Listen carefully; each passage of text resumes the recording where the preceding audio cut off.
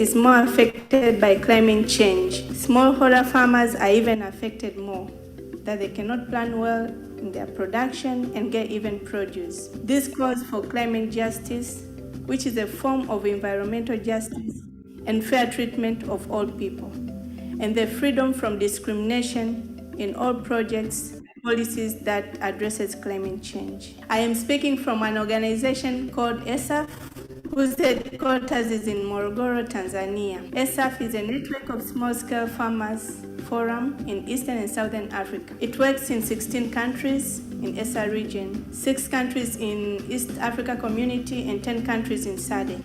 ESAF is made up of a membership of 2.1 million smallholder farmers. It's a farmer-initiated, farmer-led, and farmer-owned. ESAF has successfully influenced policies in East African level.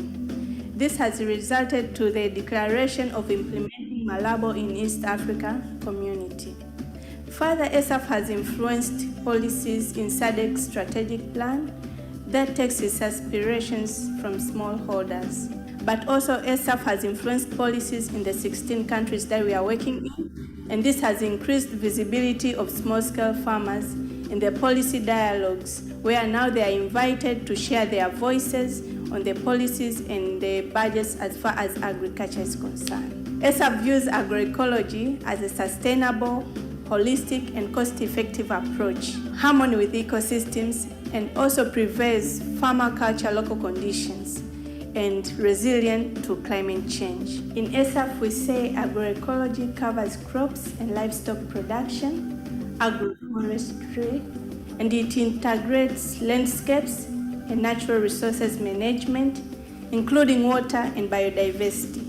It produces food, fiber, raw materials, and ecological services sustainably and good for human health. And here's the good news. ESAF is expecting to hold a webinar in the end of November 2021 that will bring in 200 farmers in Africa.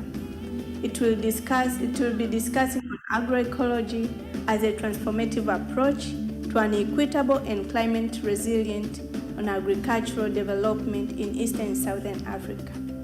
The webinar will take place in 15 hours in the afternoon, Central Europe time or Southern Africa time, to accommodate participants from North America. The webinar is organized by ESAF, Eastern and Southern Africa Small Scale Farmers Forum, with SAD Southern Africa Trust, together with Climate Justice and Just Transition Donor Collaborative.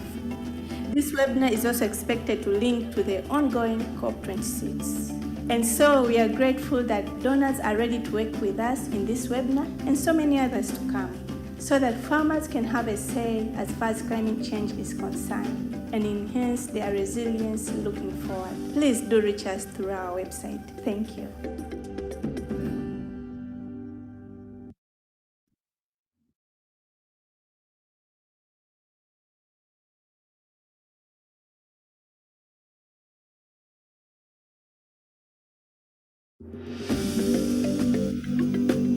The world these days is more affected by climate change. Smallholder farmers are even affected more, that they cannot plan well in their production and get even produce. This calls for climate justice, which is a form of environmental justice and fair treatment of all people, and the freedom from discrimination in all projects and policies that addresses climate change. I am speaking from an organization called ESAF, whose headquarters is in Morogoro, Tanzania. ESAF is a network of small-scale farmers forum in Eastern and Southern Africa. It works in 16 countries in ESA region, 6 countries in East Africa Community, and 10 countries in SADC. ESAF is made up of a membership of 2.1 million smallholder farmers. It's a farmer-initiated, farmer-led, and farmer-owned. ESAF has successfully influenced policies in East African level.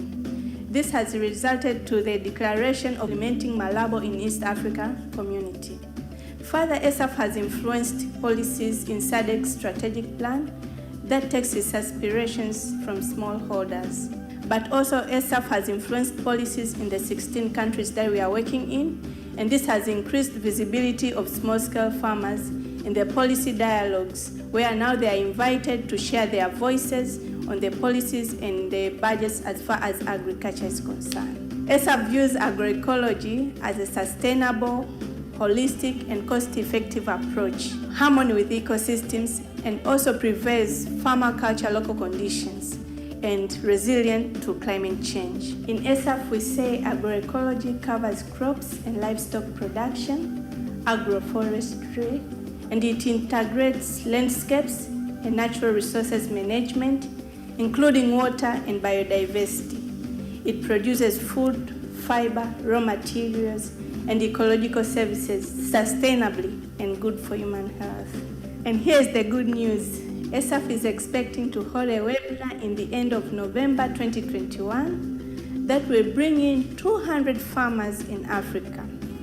It will be discussing on agroecology as a transformative approach to an equitable and climate resilient on agricultural development in Eastern and Southern Africa. The webinar will take place in 15 hours in the afternoon, Central Europe time or Southern Africa time, to accommodate participants from North America. The webinar is organized by ESAF, Eastern Southern Africa Small Scale Farmers Forum, with SAD, Southern Africa Trust, together with Climate Justice and Just Transition Donor Collaborative. This webinar is also expected to link to the ongoing COP26. And so we are grateful that donors are ready to work with us in this webinar and so many others to come, so that farmers can have a say as far as climate change is concerned and enhance their resilience looking forward. Please do reach us through our website. Thank you.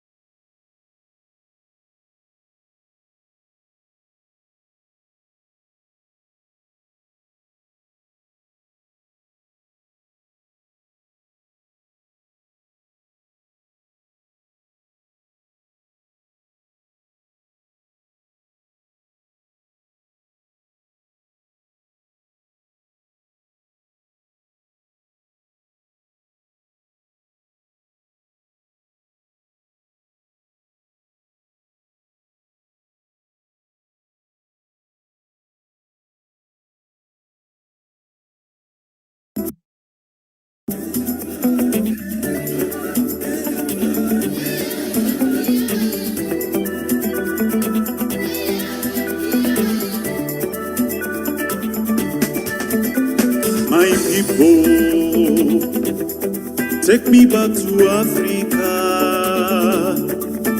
It's been a very long time. I want to see my people.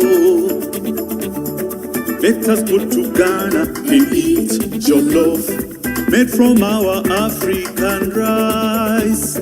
Let us go to Kenya and eat jahe. our true African seed. Take me to Ivory Coast, the land of Acheke. I want to reach Abyssinia. There is no life without injera, made from our African taste. Uganda, Yes, Sebo. Iwainis Katogo, with local groundnuts, Sumabwabule. So nice, so nice. Indigenous. Oh, Whoa, whoa. African sea. Hey, Our culture. let us go to Nigeria. Indigenous. Hey, Our life. and take pepper soup and pounded yam. You are your culture. Oh,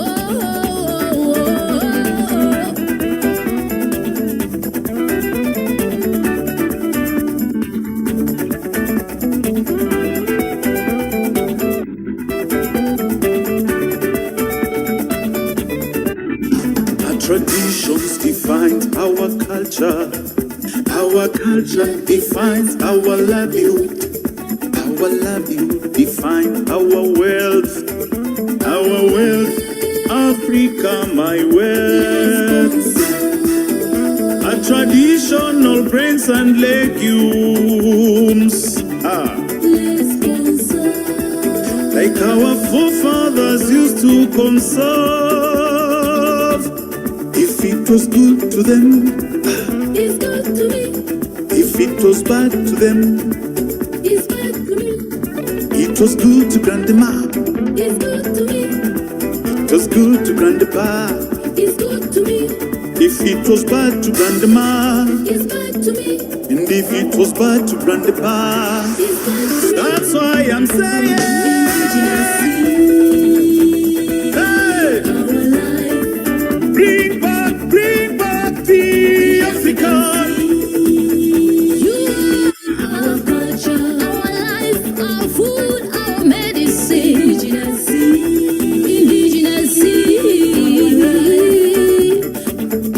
The African sea. Our culture. Bring back, I say bring back. Africa said bring back, this is the name, bring back. Rastaman bring back, slogan bring back. The answer, don't forget the finger relay. No pest go touch it, no disease go get it. Our culture. And it is resistant to drought. Indigenous. Our life. So nice, so tasty. African sea. Our culture.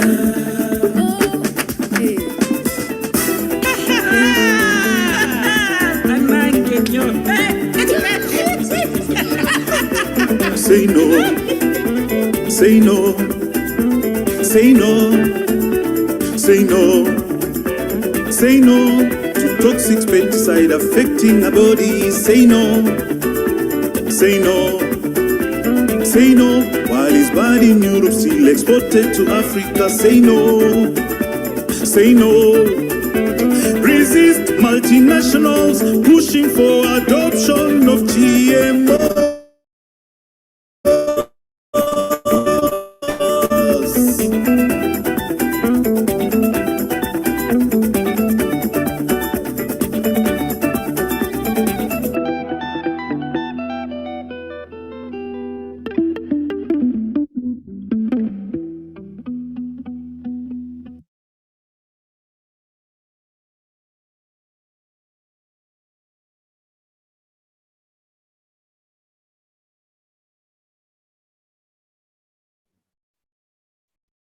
Good afternoon, everyone.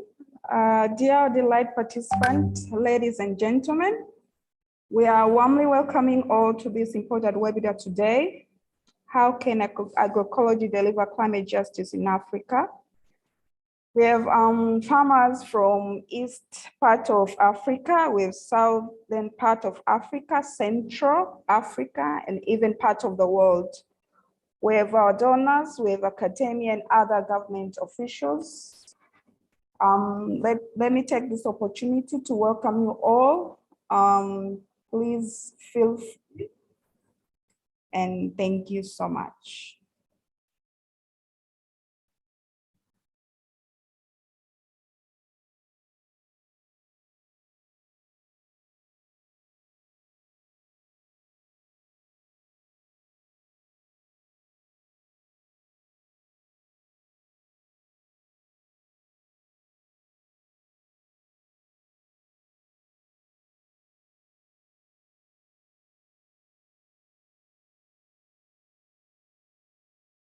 Healthy, nutritious.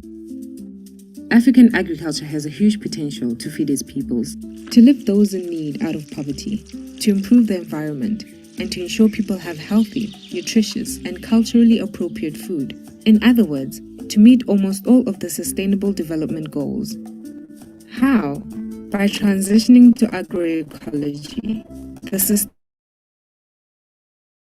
sustainable future of farming in Africa.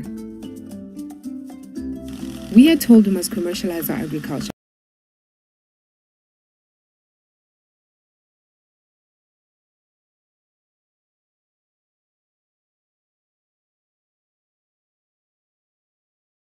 The world these days is more affected by climate change. Smallholder farmers are even affected more, that they cannot plan well in their production and get even produce. This calls for climate justice, which is a form of environmental justice and fair treatment of all people, and the freedom from discrimination in all projects and policies that addresses climate change. I am speaking from an organization called ESAF, whose headquarters is in Morogoro, Tanzania. ESAF is a network of small-scale farmers forum in Eastern and Southern Africa. It works in 16 countries in ESA region, 6 countries in East Africa Community, and 10 countries in SADC. ESAF is made up of a membership of 2.1 million smallholder farmers. It's a farmer-initiated, farmer-led, and farmer-owned. ESAF has successfully influenced policies in East African level.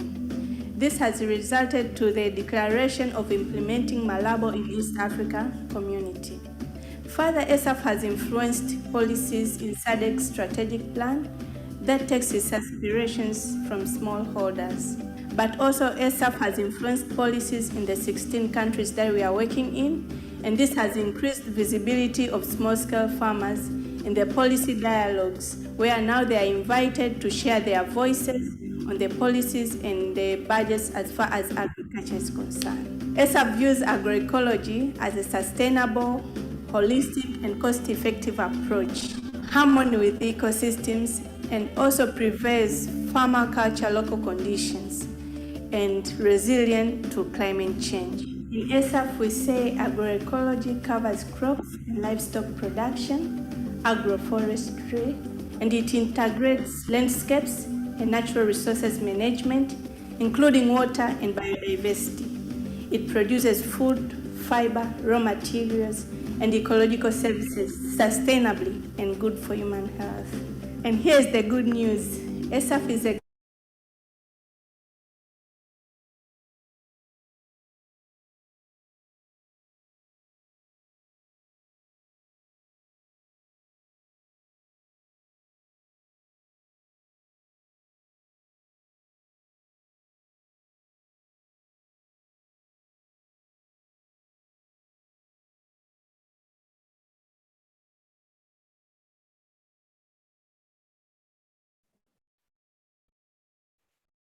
Hello, everyone. Welcome on board on this aircraft, November 26th. I'm Stella Henry, working with Eastern and Southern Africa Small Scale Farmers Forum Regional Secretariat, located in Morogoro, Tanzania. And we are very, very happy to have you on board on this important webinar. Please know that with this webinar, we have farmers from different parts of the world, but we have donor community, we have academia. And without taking so much time, may I take this opportunity to welcome my colleague, Emmanuel Justin, to take us through the technical announcements for our comfortability throughout this webinar. Welcome, Emmanuel.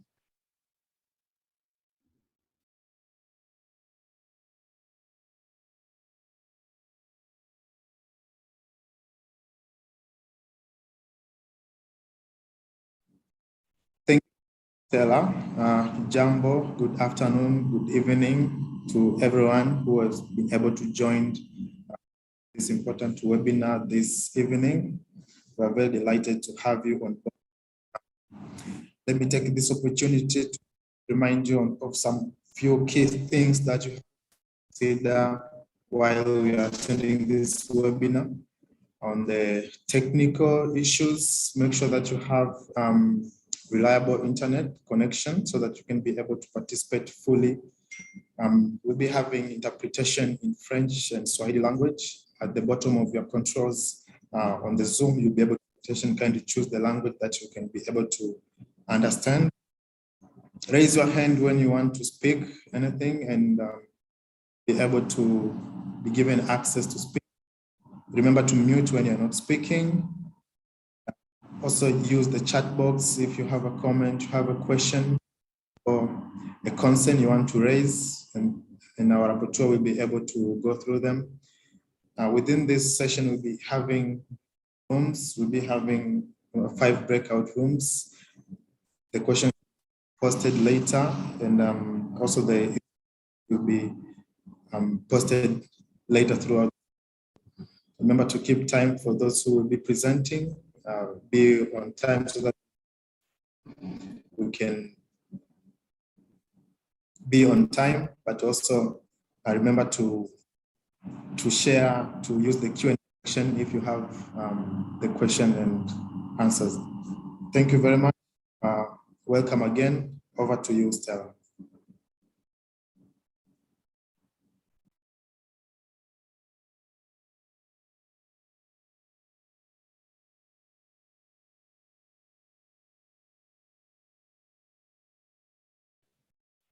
Thank you very much, Emmanuel Justin, for that brief technical announcement. I think it will help us throughout this webinar. Without wasting so much time, may I take this opportunity to welcome Mr. Hakim Barilaine, who is a farmer and a chairperson of ESAF Uganda, also a chairperson of ESAF Regional Secretariat, to give us a brief welcoming note. You're welcome, Mr. Hakim.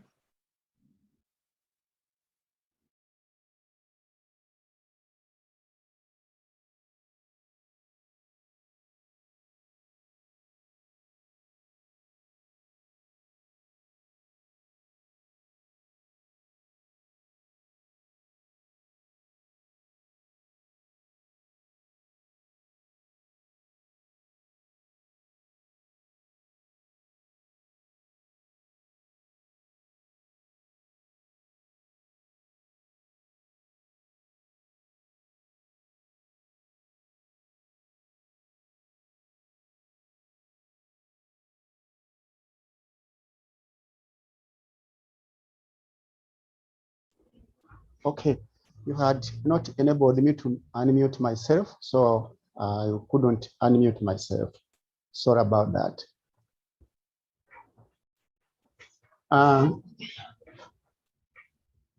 Good morning, good evening, good afternoon, good night to everyone. As already mentioned, I'm Hakim Baliraine, a small-scale farmer based in Mayuge district in Uganda. But also the national chair of the small-scale farmers in Eastern and Southern Africa in the CINI countries. Let me start by giving you a quote which says that agriculture is our wisest pursuit because it will in the end contribute most to your wealth, good morals, and happiness. That was a quote from Thomas Jefferson. So I hope that this webinar will bring us to that. Dear smallholder farmers from West, Central, Eastern, Southern Africa, members of the Climate Justice and Just Transition Donor Collaborative, and other interested philanthropic funders, Southern African Trust partners, members of Rural Women Assembly in Southern Africa, members of Alliance for Food Sovereignty in Africa, 9 state actors whom have joined here today, as well as government officials, ladies and gentlemen, all protocol observed. Good afternoon, good evening, good night to all of you. Allow me to brief you about ASAP. This is a movement of small-scale farmers initiated, led, owned. Its major goal is to enable small-scale farmers in Eastern and Southern Africa to speak as a united voice so that issues, concerns, and recommendations become an integral part of policies and practices at national, regional, and global level. We have been into existence close to 20 years, come next year, and we registered legally in Tanzania. ASAP is a membership organization and has an independent regional board made of farmer leaders from 16 countries of Eastern and Southern Africa. Our secretariat is hosted in Morogoro in the Republic of Tanzania. I'm delighted to welcome you to this important webinar on how can agroecology deliver climate justice in Africa, a farmer and a funder's perspective. This dialogue has brought together African smallholder producers' voices from field on one side and funders from the north, whom today will have a better understanding on practical realities, needs, and priorities in the field related to climate justice. We all know how vital it is on the need of transforming our agriculture and food systems so they work while complementing the natural nature. It is important that we change the way we do agriculture to achieve the malleable goal commitment to ending hunger in Africa by 2025 and the sustainable development goal of zero hunger by 2030. Agroecology focuses on ecology methods which stimulates agricultural production while boosting human well-being, fight climate change, establishing and encouraging agroecological farming techniques, making soil more productive, which in turn makes agriculture more resilient. We hope that by the end, every stakeholder in the food sector will have a clear understanding on why and how agroecology is a pathway for smaller holder farmers towards climate justice and resilience in Africa. Before I conclude, let me inform everyone that this important webinar has been organized by Eastern and Southern Africa Small Scale Farmers Forum, ESAF, in collaboration with the Southern African Trust, together with the Climate Justice and Just Transition Donor Collaborative, with the aim to explore topics of mutual interest and to build shared understanding of climate justice or just transition landscape. Therefore, I would like to sincerely thank Climate Justice and Just Transition Donor Collaborative for coming up with the idea, shared the same to South African Trust and as well to ESAF. We are confident that this is the beginning of our long journey towards transforming our food system and changing the mindset to sustainable agriculture. I would therefore propose that we act holistically to tackle multiple interacting factors and outcomes and their trade-offs. To act is urgent, but to act wisely, we need all options on the table and the knowledge about how to use those options appropriately. We are indeed making a significant step today by enhancing collaboration between smallholder farmers and international funders. I wish you all good deliberations, and I thank you for listening and for coming to attend this important webinar. May God bless you all who are listening. I thank you.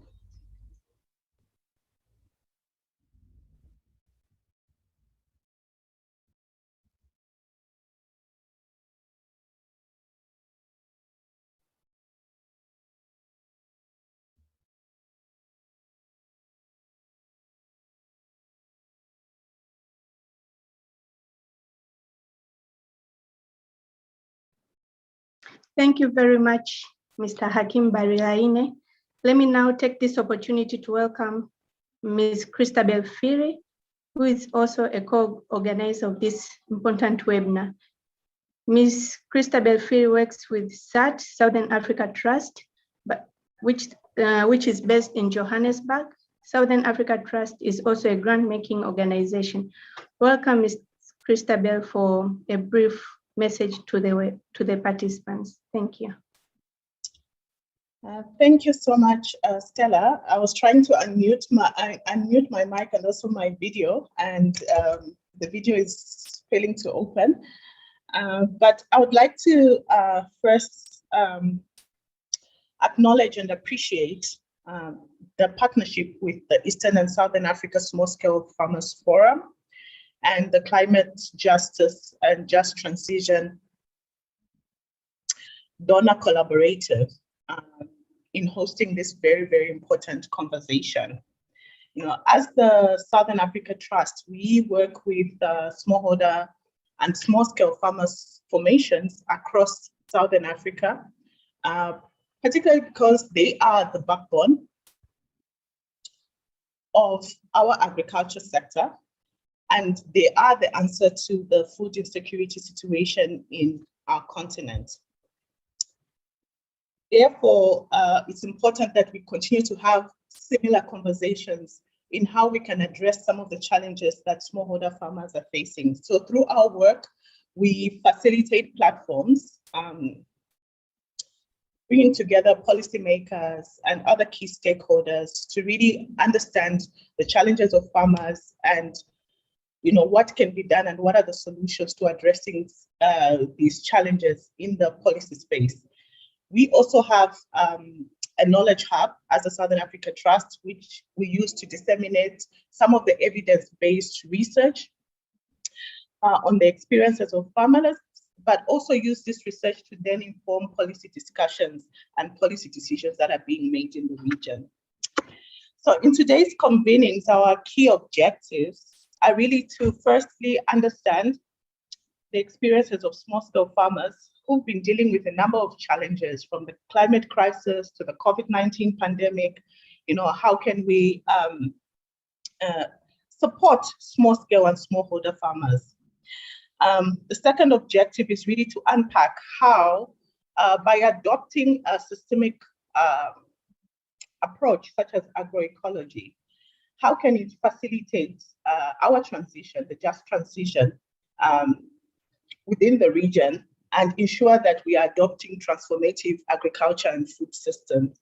Lastly, we want to identify what are the key priorities for farmers, even as they adopt climate-friendly practices such as agroecology. What kind of support do they need? What kind of information and capacity do they need to be able to address some of the challenges that they are experiencing? We are really looking forward to very fruitful deliberations and interactions. And I would like to, again, thank our partners in this dialogue.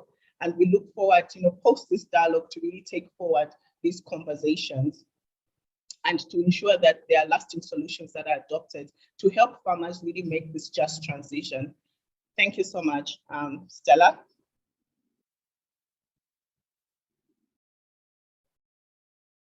Thank you so very much, Ms. Christabel Firi. Now, without wasting time, may I welcome Ms. Ottilie Bez, a Senior Vice President of Bosch Foundation, who will also give us some brief welcoming note. Welcome, Ms. Ottilie.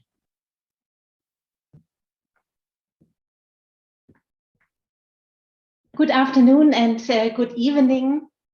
A warm welcome also on behalf of the Robert Bosch Stiftung and on behalf of the Climate Justice and Just Transition Donors Collaborative. The collaborative is a group of 7 funders that came together at the beginning of this year with a shared question: how can we grow philanthropic investment in the field of climate justice and just transition in ways that permanently shift power and resources to those on the front lines, especially to those in the global south? This webinar is part of a series that intends to offer learning opportunities on the meaningful work grassroots organizations are already doing around the world. We would like to open this space to listen directly to the field, learn together, and create opportunities for collective action. Today, we'll have the great opportunity to turn to a topic that appears to be on everyone's lips: agroecology. Agroecology, as a practice and a social movement, tries to offer a multitude of context-sensitive solutions to some of the most pressing issues for Africa: climate change, land degradation, poverty, and malnutrition. At the same time, it is not an uncontroversial concept. As early adopters, small-scale farmers can help understand the benefits and challenges of agroecology. Today, we'll have the privilege to hear from small-scale farmers themselves what they think is required to realize a just and sustainable transformation of agriculture in Africa.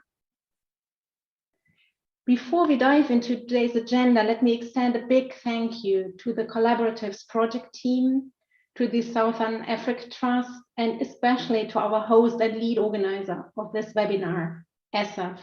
What a great lineup. It is my pleasure to hand over to Dr. Mutisma Mokute, who will guide us through the program today. Dr. Mokute is a consultant and senior research associate at the Environmental Learning Research Center of Rhodes University, South Africa.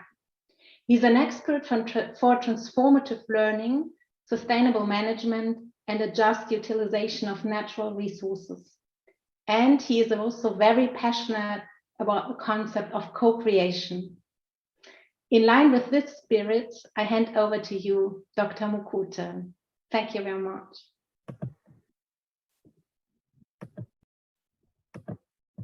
Thank you very much, Otili, for introducing me to the participants. I'm very excited and honored to facilitate this important and strategic webinar. We are going to move straight into the second session after hearing the welcoming remarks, background to this webinar, and introductory remarks, which provided the necessary background to what we are going to be discussing today. Now, the session that we are moving into is entitled "Looking Beyond the United Nations Food System Summit and COP26: Why Agroecology Matters for Climate Resilience in Africa." The session provides the broader context for agroecology as a pathway towards smallholder farmer strengthening, food sovereignty, climate justice, and resilience in Africa. We'll have two short presentations, one from the FAO Africa Regional Office and the other one from the Alliance for Food Sovereignty in Africa, respectively. This will be followed by a short discussion, which will have a short question and answer session. Ladies and gentlemen, allow me to welcome Ms. Nora Beramoni. Please excuse me if I don't pronounce your names correctly. And Ms. Isabel Kuhine from FAO, who are going to give a short talk. Isabel is the Agricultural Officer and focal point for agroecology at the FAO Regional Office for Africa. Welcome, Isabel. Thank you very much. I hope you can hear me well. Can everybody see my screen? I think so. Okay. Thank you very much for inviting FAO Africa to this very important webinar. Let me also share my video so you can see me. I'm actually talking on behalf also of Nora, who couldn't be here today, but we had a rich exchange also with Irene and ESAF before. So I would like to give you a short overview of FAO Africa's work on agroecology in this presentation. Let me try to... Okay. So agroecology is gaining a lot of interest and attention recently. not only from the classic or long-term supporters of agroecology, but also we get new interest and new support, and agroecology is seen as an innovative approach to meet the current challenges such as climate change or the biodiversity crisis, nutrition, and so on. However, agroecology is nothing new, and it has been carried out by African farmers and pastoralists for many years. So I think it's like a common learning, and what is now happening has to build up on knowledge that is there, on experience that is there by our farmers and food producers. So 2018, FAO launched the Scaling Up Agroecology Initiative, which is there to support national agroecology transition processes through policy and technical capacity building. FAO also has the definition of the 10 elements of agroecology, which you see here on the right side, which can be very helpful to find a common understanding of agroecology, right? Because there are many different definitions or understanding of agroecology. So these elements, I think, can describe agroecology or agroecological approaches very well. Well, then one important pillar of FAO's work on agroecology is the TAPE, is the tool for agroecology performance evaluation. It's a tool that has several steps. It's open source and is based on COBO Toolbox. And it was developed in 2019 and is currently used in more than 30 countries worldwide. And this tool should help to provide evidence on the benefits of agroecology. In Africa, a recent application in more than 800 farms in Lesotho, Mali, Tanzania, and Uganda, done mostly through partners, local partners on the ground, showed evidence of benefits of agroecological systems and farms from an environmental, economic, and social perspective. So, for example, agroecological farms, they generated higher economic values, they produced more, created more wealth, and generated higher levels of income. At the same time, there are environmental benefits, mainly through increased soil health and biodiversity, and also social benefits such as better nutrition, women empowerment, and an active engagement of youth that see agricultural activities more attractive. And at the moment, there is reporting ongoing for Burkina Faso, Ethiopia, Tanzania, Mozambique, and Kenya. These reports will be soon available. So these results are very important, and they are also a very important entry point working on agroecology, because it shows really clear evidence what we are asked very often for. And then I would like to share with you some results of another study that shows how agroecology can help to hedge against climate change. This was a study, many of you probably know it. It was supported by FAO, but this was done in collaboration with BioVision, Swiss Development Corporation, and FIBA. And it was based on a global analysis and the country studies in Senegal and Kenya. And also their results show that agroecological approaches, they build resilience through increased capacity and reduced vulnerability in agroecosystems, mainly through increased soil health, biodiversity, and overall diversity, and still maintaining productivity and yield. So we see here a bit the similar results like what we have seen from the adaptation of TAPE. And moreover, agroecology has also mitigation co-benefits, mainly related to increased soil organic matter and reduced use of synthetic fertilizers. The study was also looking at the NDCs, the national determinate contributions, and out of the 136 NDCs that were reviewed, 17 countries, they mentioned agroecology as one of their climate action strategies, which can be, again, a very interesting entry point on a policy level. Then also, recently at the United Nations Food Systems Summit, agroecology got a lot of attention and was highlighted as an important way forward to boost nature-based solutions for sustainable agriculture and food production. And another very important and useful paper or guideline is the CFS policy recommendations on agroecological and other innovative approaches for sustainable agriculture and food systems that enhance food nutrition and food security and nutrition, which you can see here on the right side. It's really specific policy recommendations, and I think it's a great tool that can be used on the country level to work on. Then I would like to share with you some activities of FAO Africa in the region. So currently we are collaborating a lot with ECOWAS in West Africa. We are formulating a 10-year agroecological program for the West Africa region, and we are also in discussion of organizing a workshop next year for West Africa. In 2019, FAO and the community of Portuguese-speaking countries, they opened a training center in Sao Tome and Principe for sustainable family farming. It's a training center for training of trainers, and a lot of material is also available online.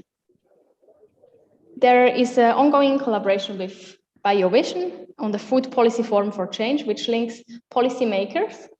Is also open to be joined, and Burkina Faso and Uganda, for example, are priority countries in the project. And last but not least, in 2019, we had the Africa Multi-Stakeholder Regional Dialogue on Mainstreaming Biodiversity in Agricultural Sectors that was held in Rwanda, and also there agroecology came out as one solution to support the biodiversity and climate change action, and to support restoration and so on. Yeah, that's it from my side. I'm happy now to hear from the farmers and from other contributors from their activities. And if you want to reach out to me, this is my email address, and I'm looking forward to future collaboration. Thank you. Thank you very much, Isabel, for that short talk, which told us about what agroecology can do, what it is, and why it is important to adopt it at policy and practice level. We are now going to move on to the next speaker, who is Dr. Million Bilay from AFSA. Million, welcome.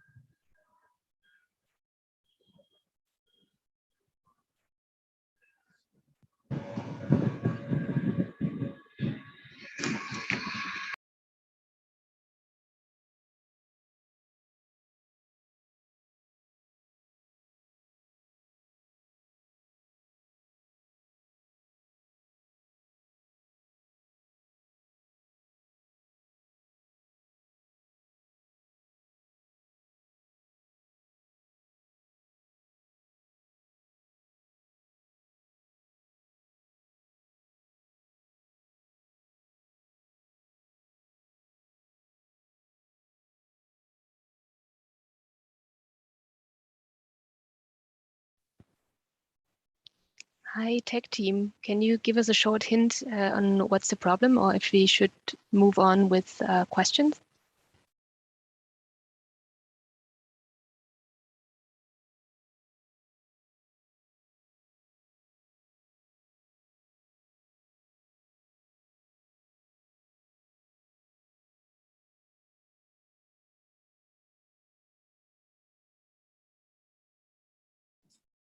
Yes, hi Julia.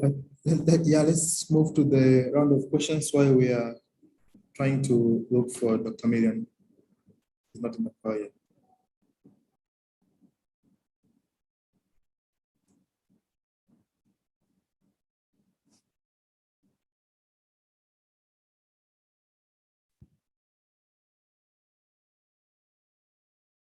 So Mutiswa, maybe you could move over and get into a conversation with Ms. Kühne, and we open up for questions and answers until we know what's the challenge.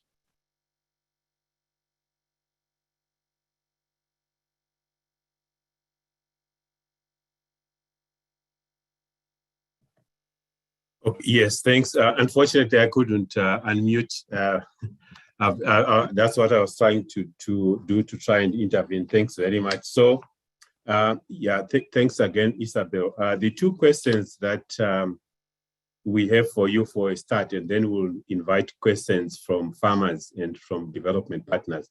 The two questions that we have for you is, how do you see the links between agroecology on one hand and inclusive, sustainable, climate resilient food systems on the other? The second one is, what does Africa need to do or change in order to shift from current agricultural practices to agroecology? Thank you. Well, for the first question, I think agroecology is one great approach to address many challenges, not only the climate change, but also the nutrition challenge that we have, and also the loss of biodiversity, for example. Looking at the 10 elements, for example, I don't know, but for me, it's obvious, how agroecology is in line with the needs to adapt to climate change. So I would like to not lose too much time on this question. For the second question, which I find very interesting, and I would like to hear also from the farmers and all the participants in this webinar, it's very important. Of course, I have just one perspective, but for me, I believe there is a big need to have education trainings for young people in the field of agroecology that will allow them to, for example, build up their business, their farm, but also to support farmers on different levels, really to have a knowledge and a good understanding of young people, of the very young generations here in Africa. I believe also that there is a need for support in terms of money for agroecological approaches, away from the support for pesticides, inorganic inputs. These maybe are two pillars, but there is so much needed, and I will be happy to hear from the farmers here what they would need to have a transition to agroecology, or what they see what was successful for them. Thanks very much, Isabel. There are three questions in the chat, and unless there are people who have raised their hands, I'm going to ask Irene to assist us with going through these questions. One of them is in French, so we'll follow the order in which they've been asked. I think one is by Ndao, the other one is by Balikishwa, and then the third one is by Paul. So if we can answer them in that order. And then I see that Simon Vilakazi has got his hand up. So if you can respond to those four questions, and then we'll see whether we have more time to engage with further questions. And those who are not able to state their questions orally, to verbalize them, please use the chat box. We may not be able to respond to them now, but it will be important for us to capture them. There will be opportunities in the future to engage with them, please. Over to you, Isabel. Sorry, Irene, can you lead us through the questions to guide Isabel? I think the first one is in English, so we can go straight to it. it's from Dao. It says, now maybe you can, those who ask the questions, I think it will be easier. You can ask the questions and then the interpreters will help. I think that's fair. Now, please.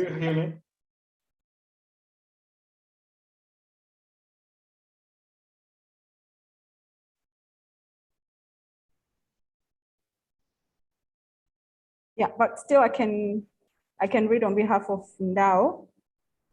He mentioned about agroecology provides higher economic value. Can you show examples? What is the reference? That is the first question. And then the second question is in French. I think someone will translate on the same. And then there's another comment from Mr. Paul. He said, thanks, Isabel. I would love to hear from you how FAO play a role in supporting self-learning between farmers. Yeah. So we have two questions, then the third one is in French, but you can start with the two questions first in English. Over to you, Isabel. Okay, for the first one, it's like I'm happy if you can send me maybe your contact to share with you also reports if you maybe are interested in a particular country where the study has been done. I myself was not part of it, but it's in terms of income generation and yield, and like really the income of a farmer is meant by the higher economic value. But I can share more details about TAPE, and so you can see exactly what is measured. I will share it in the chat. And then the second question was the self-learning between farmers. I'm sure on country levels, FAO is also supporting or implementing projects where farmer-to-farmer teacher, for example, is supported. FAO is also supporting a lot of farmer field schools. We are doing a lot of work in supporting farmer field schools and also building knowledge, also in family farming. So if you are interested about a particular country, I'm also happy to link you with the FAO office in that country. Please reach out to me. Thank you. I think we'll go to the questions that are in French, and the authors of the questions, please read them out so that the interpreters can help us and Isabel to respond to them.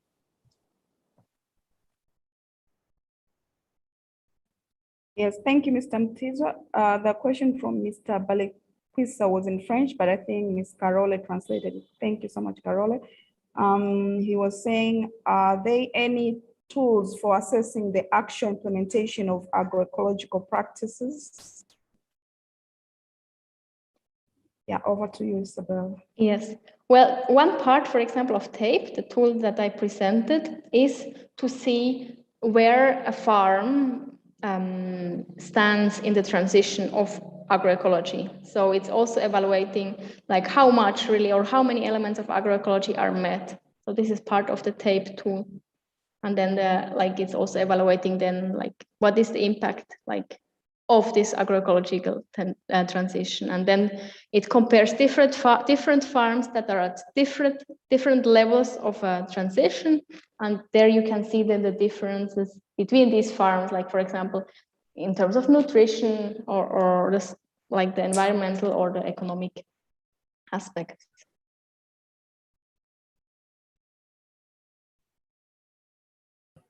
The other question, Irene, do we have anyone who can assist us translate it, or we ask the author to do that, to read it out for the translators? Yes, but we can, if possible, I think we can just go to interpretation icon and shift to English.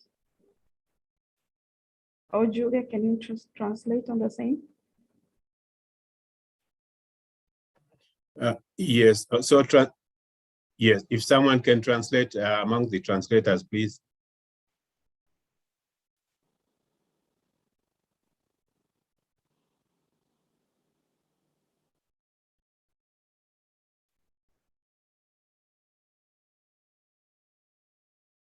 I see the question now in the chat. If I was thinking about roundtable organizations of young people from different countries for agroecology. Well, very important, this question. And of course, we always think about young people working in Africa. It's the majority of the people are young and the potential is huge. And it's so important to involve them. We always think, or we always would like to involve them in activities, and it's the key. Yeah. Thanks very much, Isabel. We have Simon. If Simon, you can pose your question.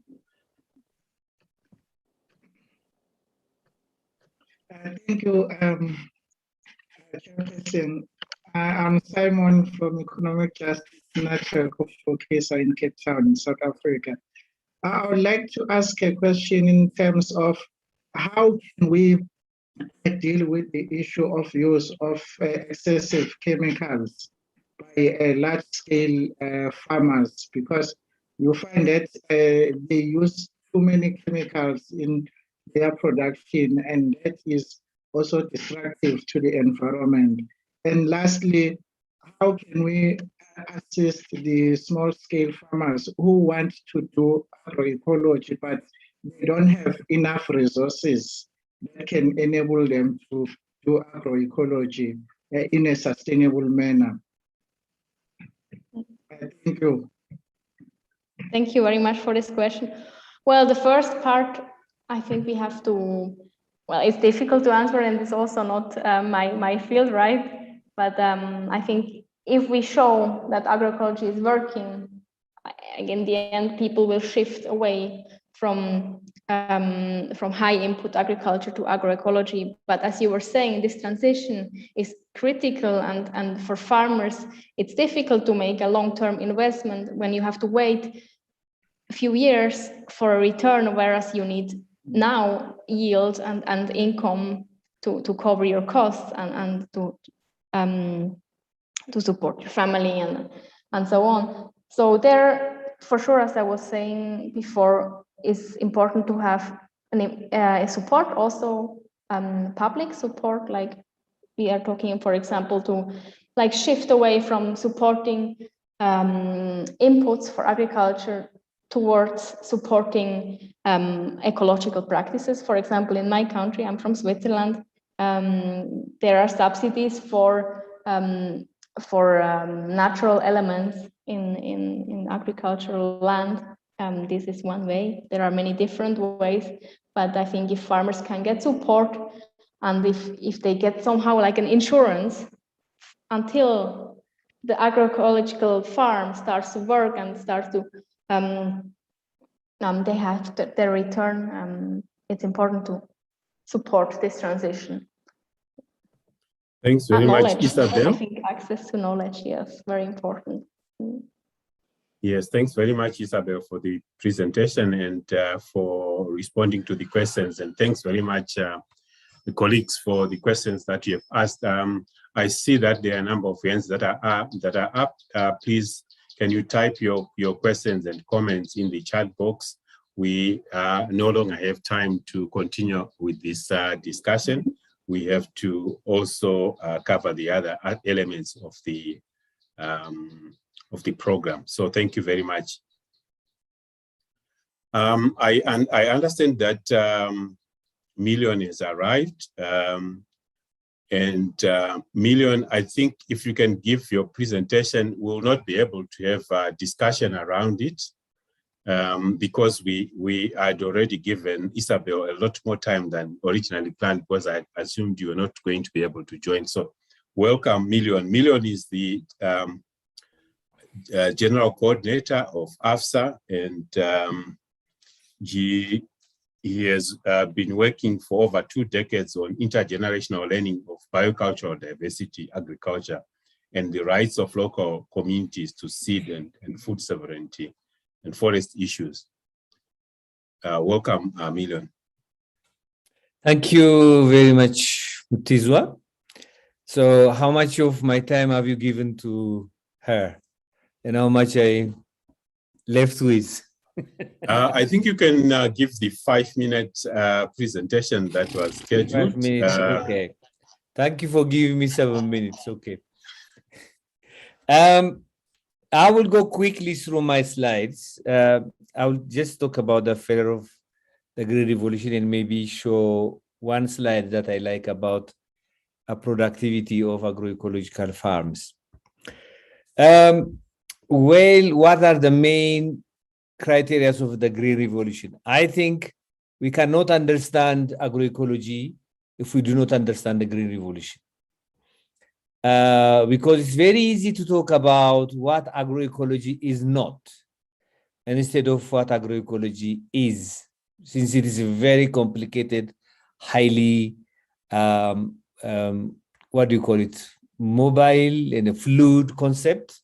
As a concept, it's new.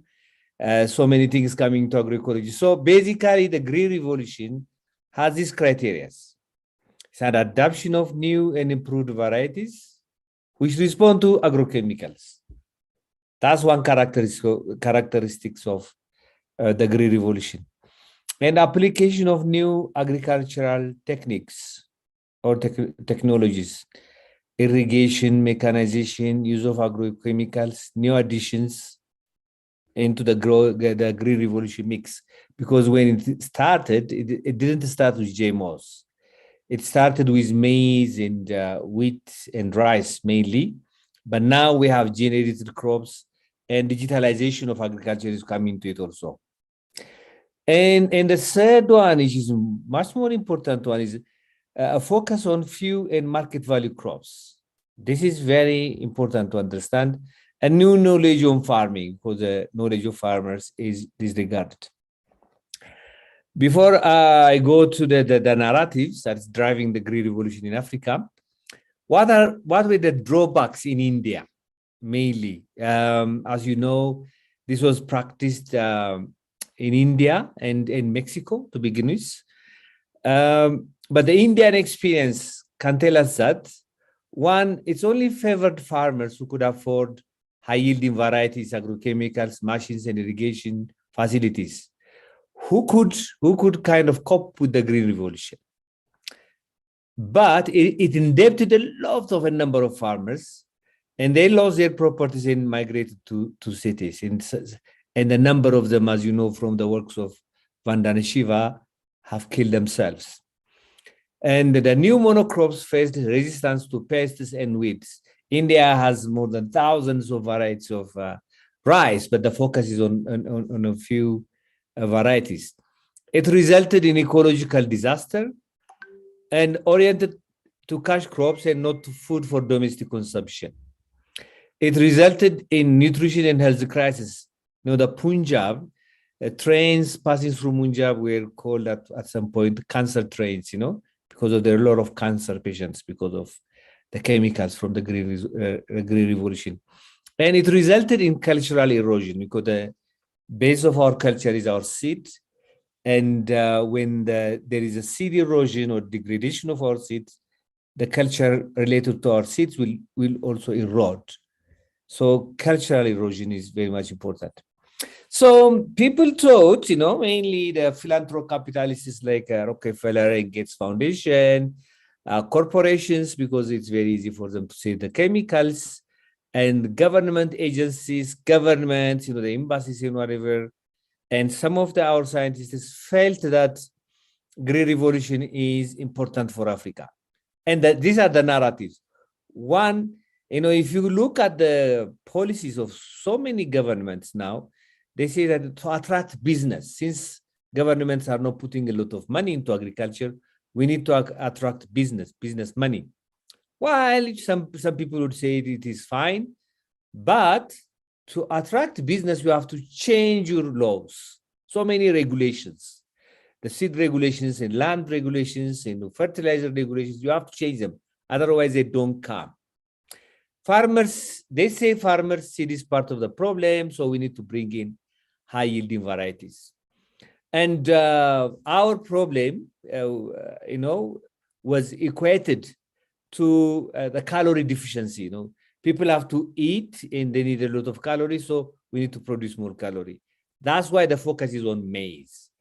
Land in the hands of the farmers was considered unproductive, so it should be given to those who can produce on it, and that's what is driving land grabbing. Knowledge comes from science, the knowledge of farmers is relegated. So it's possible to produce one fits all solution. So most of the time, most policies are developed in capital cities. And it was tried for the last 13, 14 years, close to 15 years now, through an organization called the Alliance for Green Revolution in Africa. So AGRA was founded by, Bill Gates and the Rockefeller Foundation in 2006. With 1 billion funding. The 2/3 of the funding came from the Gates Foundation.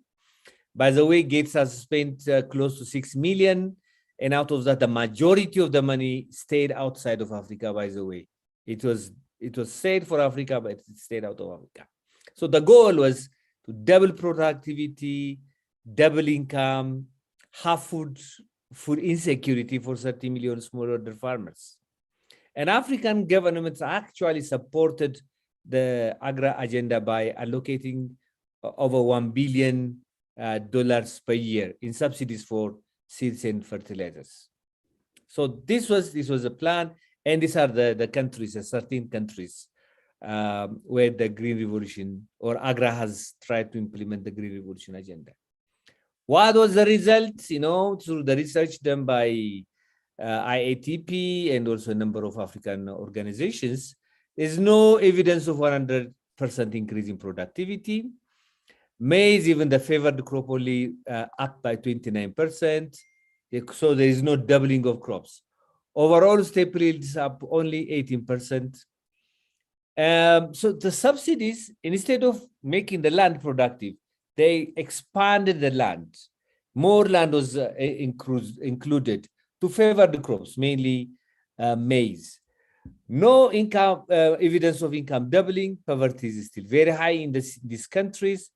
No evidence of improved food security. 31% increase in number of undernourished people in AGRA countries, and only 4 AGRA countries showed a decline, and resulted in erosion of local varieties. So the verdict on the Green Revolution is it didn't even succeed in Africa. So the Alliance for Food Sovereignty in Africa in 2013 asked ourselves, does agroecology work in Africa? So we collected evidences from all these countries and published them, so these are the publications that we had. So I will just speak, this one is a very interesting, the SRI is System of Rice Intensification, but in Ethiopia, they tried it with System of Crop Intensification. And instead of broadcasting seeds, it was planted online. I mean, by line by line, so in a straight line. So that increased productivity 3 times. It means that, if a quintal of teff costs 2,000, and if previously you get 10,000, it will be 20,000. 3-fold means, 60,000 birr. That's a lot of money for farmers. So it increases productivity. But the last diagram, this one, over the 5 crops, barley, durum, wheat, maize, teff, fava bean, this is productivity in kilogram per hectare. This was tried on farmers' plot. The blue one is a check. That means it doesn't have any artificial fertilizer or compost. The brown one is compost, which we can call agroecology now. And the green one is chemical fertilizer. For the first 3 years, the land treated with chemical fertilizers did very well, like that. That's still the land was regenerated and it's cropped.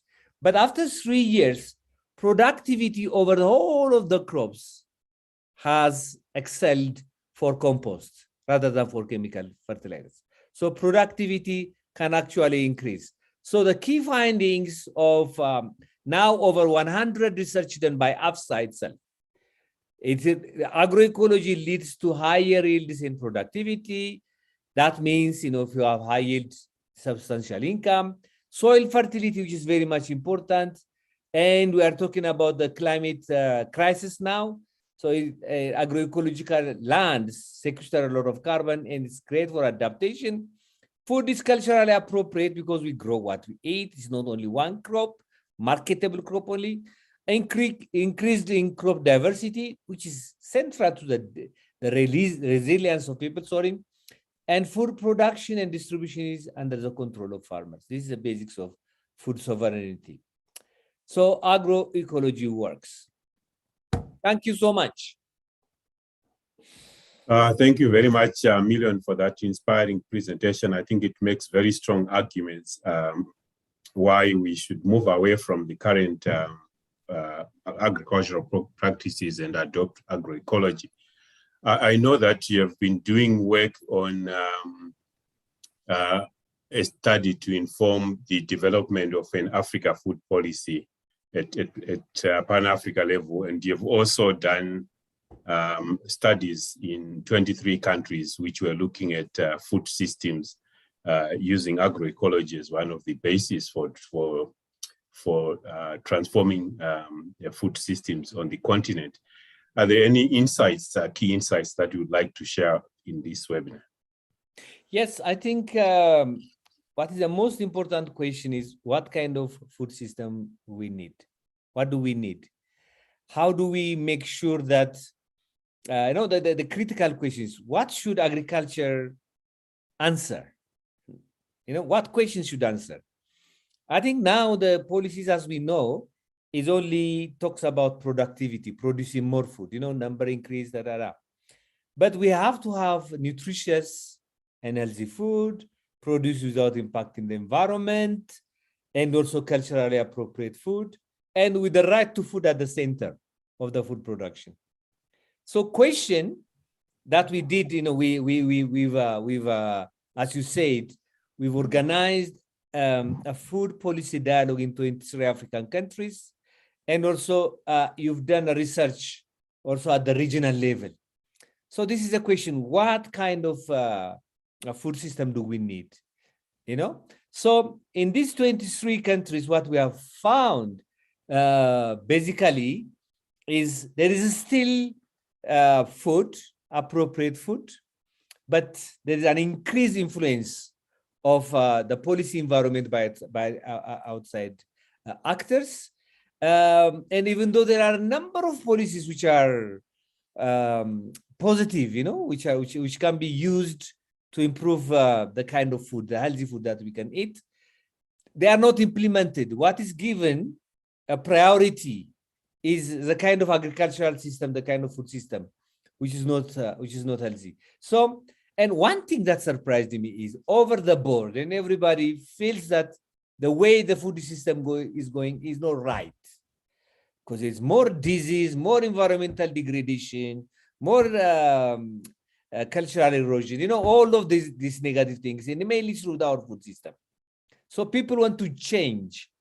So we are putting our vision through this food policy work, what kind of food system, food policy Africa needs for a better and healthy food system. That's what is happening. I think coming December, beginning of December, we will synthesize what has been taking place at the regional level with the country level, and that would be that will be a very strong presentation to the African Union that we need a healthy diet. Thanks, Million. There's a question from in the chat, and please, participants, ask more questions. Million is going to also engage with you on chat and respond to some of the questions. But still, if he doesn't, there'll be a way of coming back. There's one that I thought you could respond to, which is, can agroecology drive climate justice in Africa? Simple answer, yes. Where does climate justice comes from, basically? I think it starts by asking question, can farmers plant what they want to? Can farmers have the kind of agriculture that they want to? Can all those people who have who've gone through the educational system give a better advice to farmers? Can they give them the space to think, to decide their life? That's the basis of justice, That's the basis of food sovereignty. So agroecology, basically, it is based on the people's knowledge, but it's open also to science, as you know. Agroecology is a science, it's a movement, and it's also practice. So it's open to science, but it takes people's knowledge. And ownership of the production system and what they put on the soil is also of the farmers. And we are now pushing for expanding territorial markets, territorial market agenda. In that case, then they will own the market agenda also. They can control the market, the kind of goods that they produce in the market. And agroecology connects consumers and producers, which is very much important. So they can both shape the food system together. So it's a justice agenda, and the answer is yes. Thanks, Million. There is Musa. If you can allow Musa to.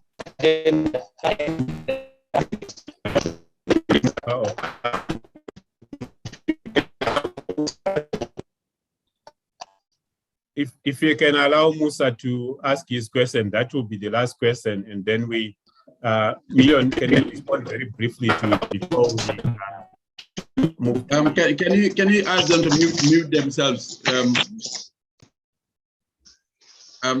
Mine is not a question; it's more of hello, can you hear me? Yes, Musa. Can you ask the moderator? Can you ask the others to mute themselves? Yes, I just wanted to contribute based on the question asked if agroecology can deliver climate justice.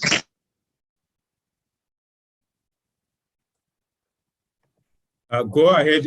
Please make it brief. Yeah, I mean, the concept around agroecology is a farming system that encourage or improve or boost productivity and while resolving the environment. We're talking about climate justice here. We want to strike a deal, and the deal is we want to strike between production and the environment. So an agroecology delivers production that improves productivity and equally preserves while the environment is being protected. That's the answer. And thank you. Okay, thank you very much, Musa. Emmanuel, can you play the song for 30 seconds while we move to the next session?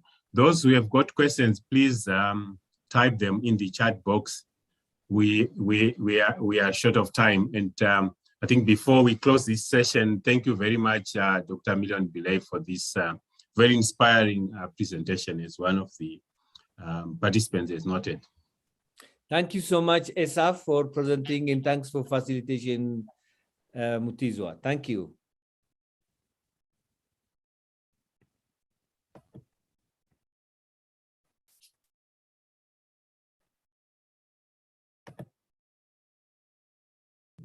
Emmanuel, can you play the song for 30 seconds?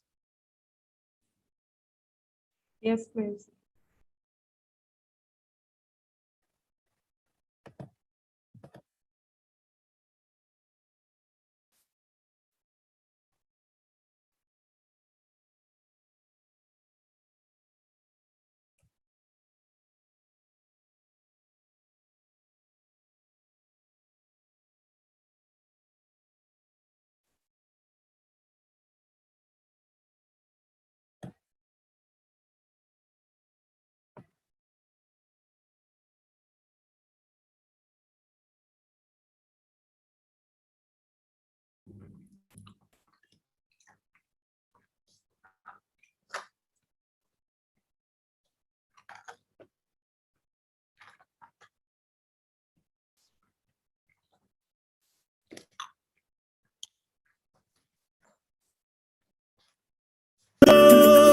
With local groundnuts, usuma bwebule. So nice, so nice. Indigenous, oh.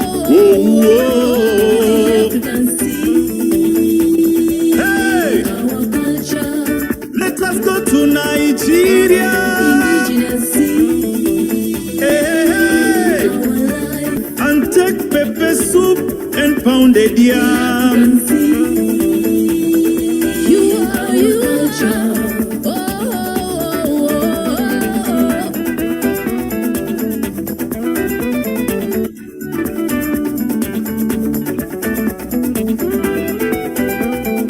Thank you. Our traditions defined. Thank you. Thank you. We are now moving on to the third session, which is the core session for this webinar. It gives us an opportunity to listen to regional perspectives that will be presented by farmer and women leaders from different parts of the continent. They will share perspectives on agroecology in practice, focusing on opportunities and challenges on the ground. There are four panelists: Mai Elizabeth Mpofu, a woman farmer from Southern Africa; Ms. Irene Nakjoba, a woman farmer from Eastern Africa; Mr. Musa Sowe from Ropa in West Africa; Mr. Nathaniel Buka Mpungu from Propac in Central Africa. Each panelist is going to talk about his or her region's work to promote agroecology, the challenges being faced, and recommendations. At the end of their talks, we'll ask panelists to respond to questions. Some of the panelists are going to share their presentations via videos. The first speaker is Mai Mpofu, a small-scale organic farmer, writer, and activist based in Zimbabwe. She's going to use a video. Mai Mpofu, could you briefly introduce the video, and then we show the video? Thank you.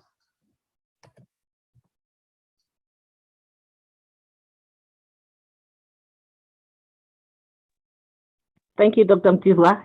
You can go ahead and show the video. I'm very impressed, and also I appreciate the organizers for giving this opportunity. Thank you. Thank you very much. This is Elizabeth Mpofu. I'm a small-scale farmer from Zimbabwe and also the chairperson of Shasha Agroecology School, which is a member to Zimbabwe Smallholder Organic Farmers Forum. And ZIMSOF is also a member to La Via Campesina, East and Southern Africa. La Via Campesina, East and Southern Africa is a member to a global peasant movement called La Via Campesina, which is to support the struggles of the peasants, which is fighting for the rights of peasants and also fighting for food sovereignty, practicing agroecology to achieve food sovereignty. So today I'm here and I'll be speaking some of the challenges which we are facing in the region and also what we really think our governments should do to support agroecology farming practices. We are very much aware that in the SADC region, they have the agricultural policies, but what is missing is the policies that promote agroecology farming practices. We know very well there have been some attempts by other governments in promoting agroecology, but this has not been successfully implemented. Why I am saying that there are within the agricultural sector, so it is really a case, a challenge, which I think should be really looked thoroughly, carefully, and addressed, because this time where we are facing the issues of climate change and we continue promoting this industrial farming system We are also promoting the climate change in my home and the other communities. We are using our organic manure to enrich our soils.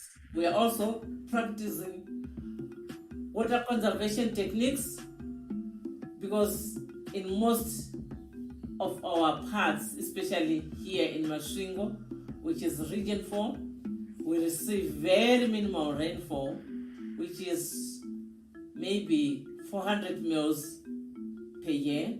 So it's not enough for us to produce, but through agroecology farming systems, we are managing with that little rainfall we capture, we receive, we are able to produce enough to feed our family, and also some can also take the surplus to the markets.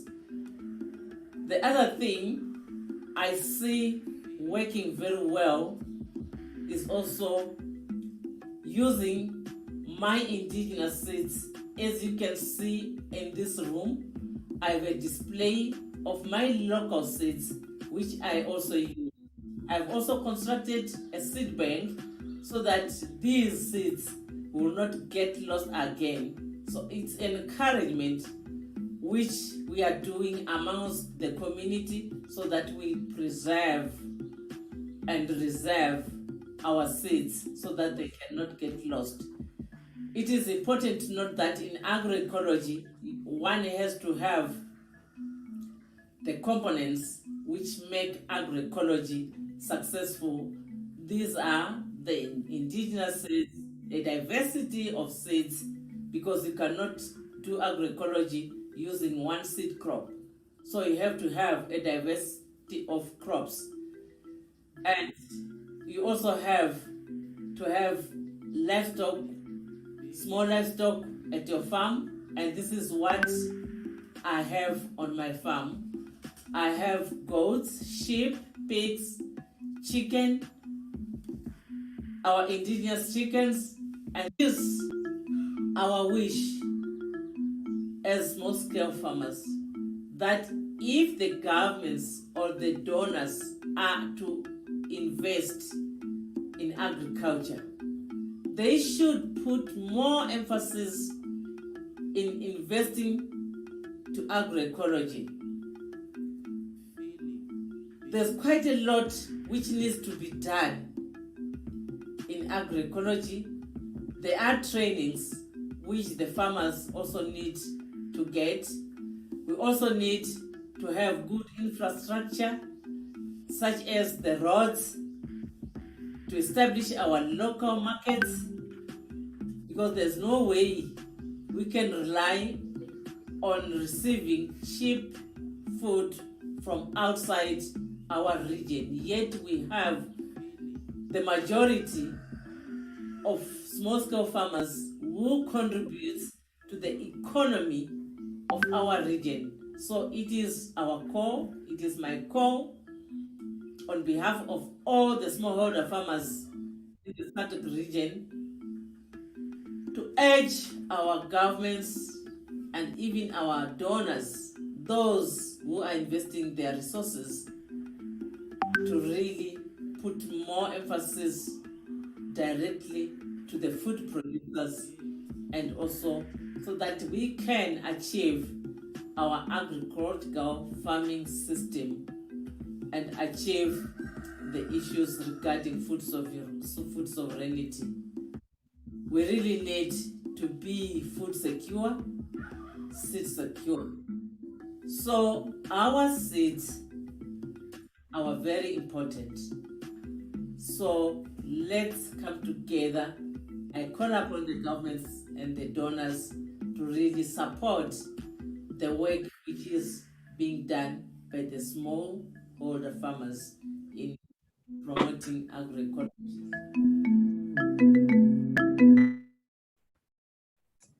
Over to you. Thank you very Victor. much. Yeah.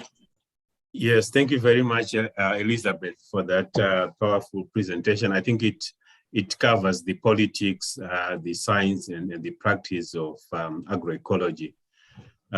We'll please, if you've got questions for Elizabeth, you can start typing them in the chat box. We are going to have a discussion at the end of an engagement with the panelists at the end of their presentations.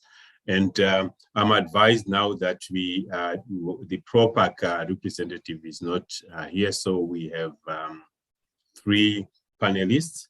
And the second panelist is Ms. Irene Nakijova, a small-scale farmer leader, passionate about transitioning from food to food systems that are agroecology based. And this has been part of a policy process. She has been working on issues of policies at local, national, and regional level. Irene, please, you can introduce your video and we'll take it from there. Welcome.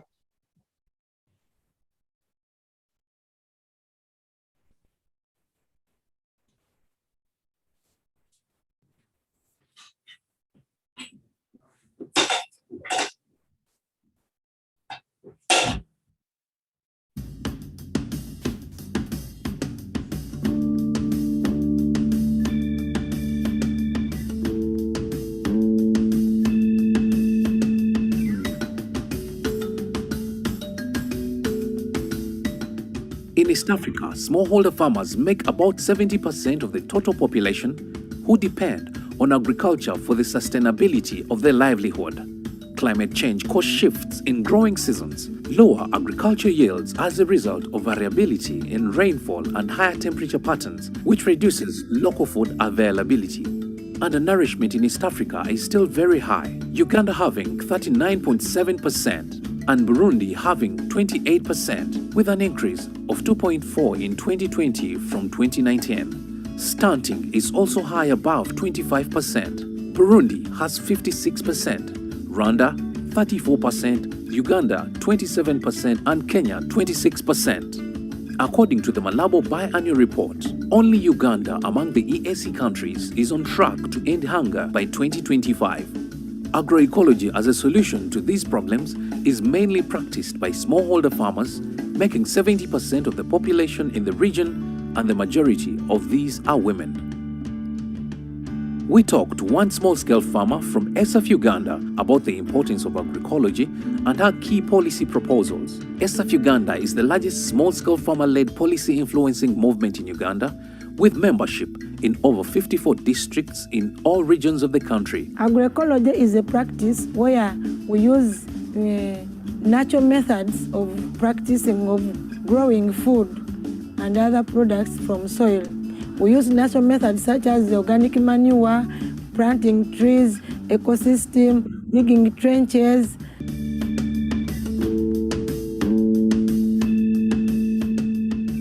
The benefits of agroecology are so many and diverse. First of all, agroecology conserves nature and ecosystem. Here I mean we conserve the biodiversity. Agroecology, it is cost effective. Where here I mean it addresses the problems of money, because what we use is locally available materials from our nature. Agroecology practices help us to produce healthy foods, hence healthy people. What do I mean here? When you use this practice, you cut on the chemicals which would be sprayed on the food, because they cause us to get sick. But when you grow healthy foods using agroecological methods, then you're cutting off those issues of falling sick and hence producing healthy people in the community.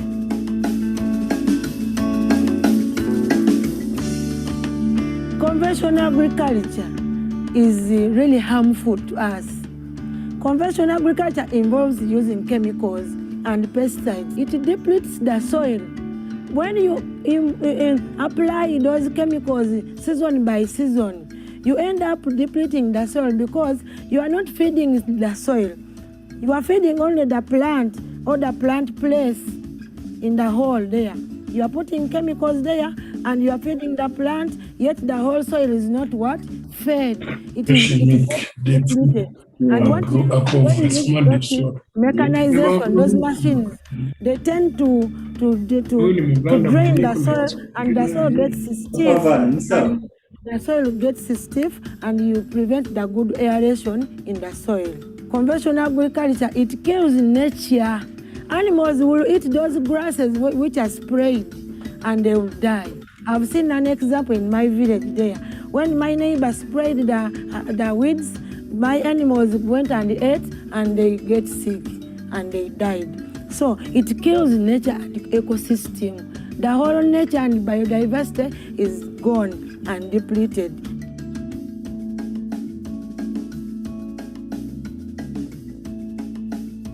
Donors and governments should support small-scale farmers organizations who are dealing with farmers at the grassroots to train them how to go about with this practice and approach.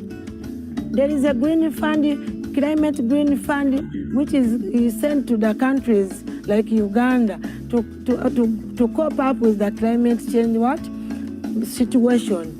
We need that fund so that farmers should access inputs like sprays, like water harvesting techniques, irrigation techniques, so that we involve them in our practices of agroecology, so that we produce healthy food and hence healthy communities. Government should put up policies which support the agroecological approach, so that we farmers are supported, because this is a farmer-friendly approach. Donors should also support the research, farmer-involved research. As a farmer, I should be involved in the research, so that I also give my input, what I know, because so many farmers have so many knowledge, a lot of knowledge in how to go about with agroecology. So we should be involved as farmers, plus other researchers, so as to work with farmers and to benefit. Thank you very much. ESAF Uganda strongly believes that agroecology achieves climate justice. Moving forward, ESAF Uganda re-emphasizes the need for the ES region to put in place policy or strategy that promotes the upscaling of agroecology and increase public and private funding to upscaling agroecology.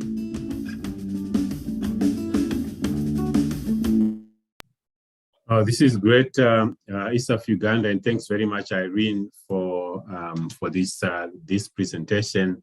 It shows the benefits of agroecology very well and talks mostly about the practice. That's great. Thank you very much. Our next speaker is going to be, we will have questions after all the panelists have presented. Sheda, there's going to be time for that. And those of you who might have questions, so we will come to that point later. The next speaker is Musa Sowe, Vice President of ROPA. Musa, you're welcome to present.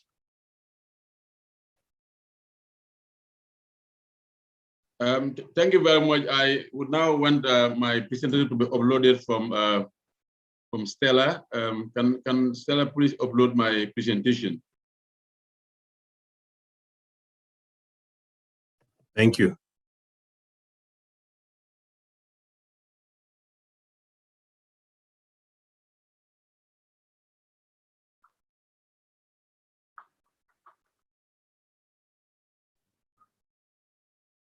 Yes, we are uploading it in a few minutes. Okay.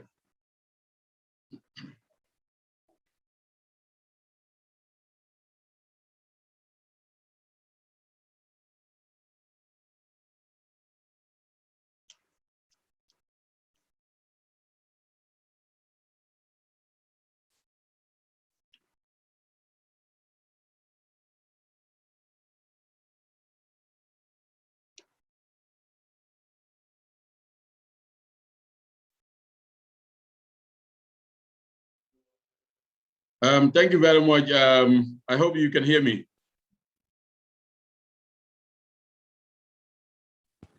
Yes, we hear you. Yes.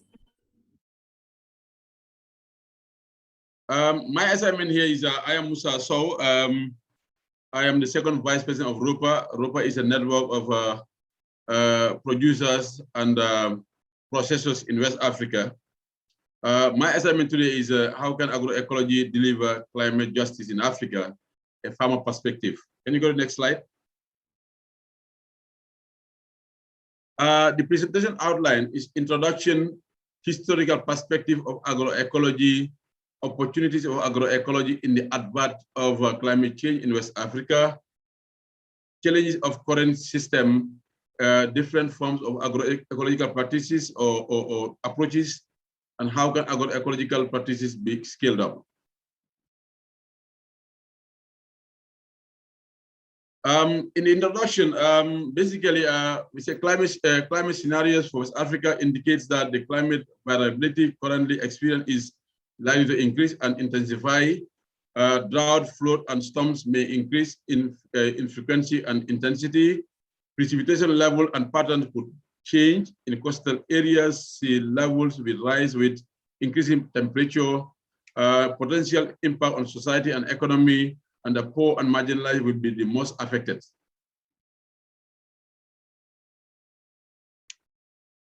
The historical perspective of agroecology, and first of all, we must understand that the different stages and shifts in agroecology from the 70s, 80s, and the year 2000.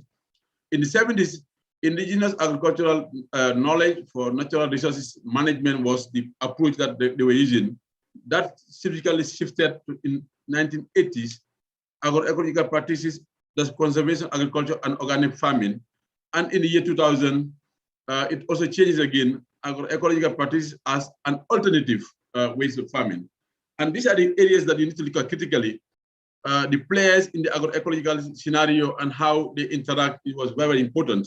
First of all, the diversity of activities, crop grown, livestock, growing techniques, mode of social and economical, interaction, their method of farming, the existing relationship between members of the family and the choice of activities and distribution of responsibilities, and the waste of factors of production and how they were managed, that's land, water, seed, raw material, and equipment and credit, domestic labor force, and domestic activities. These were basically that constituted agroecology between the three shifting generations.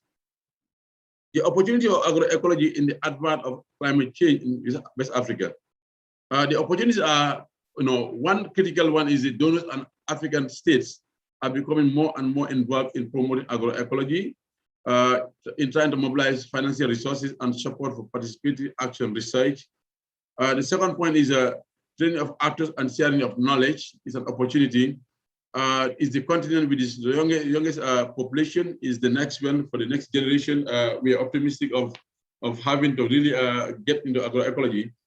And the next one is agroecology is mentioned in most of the regional policy frameworks, particularly at the level of ECOWAS.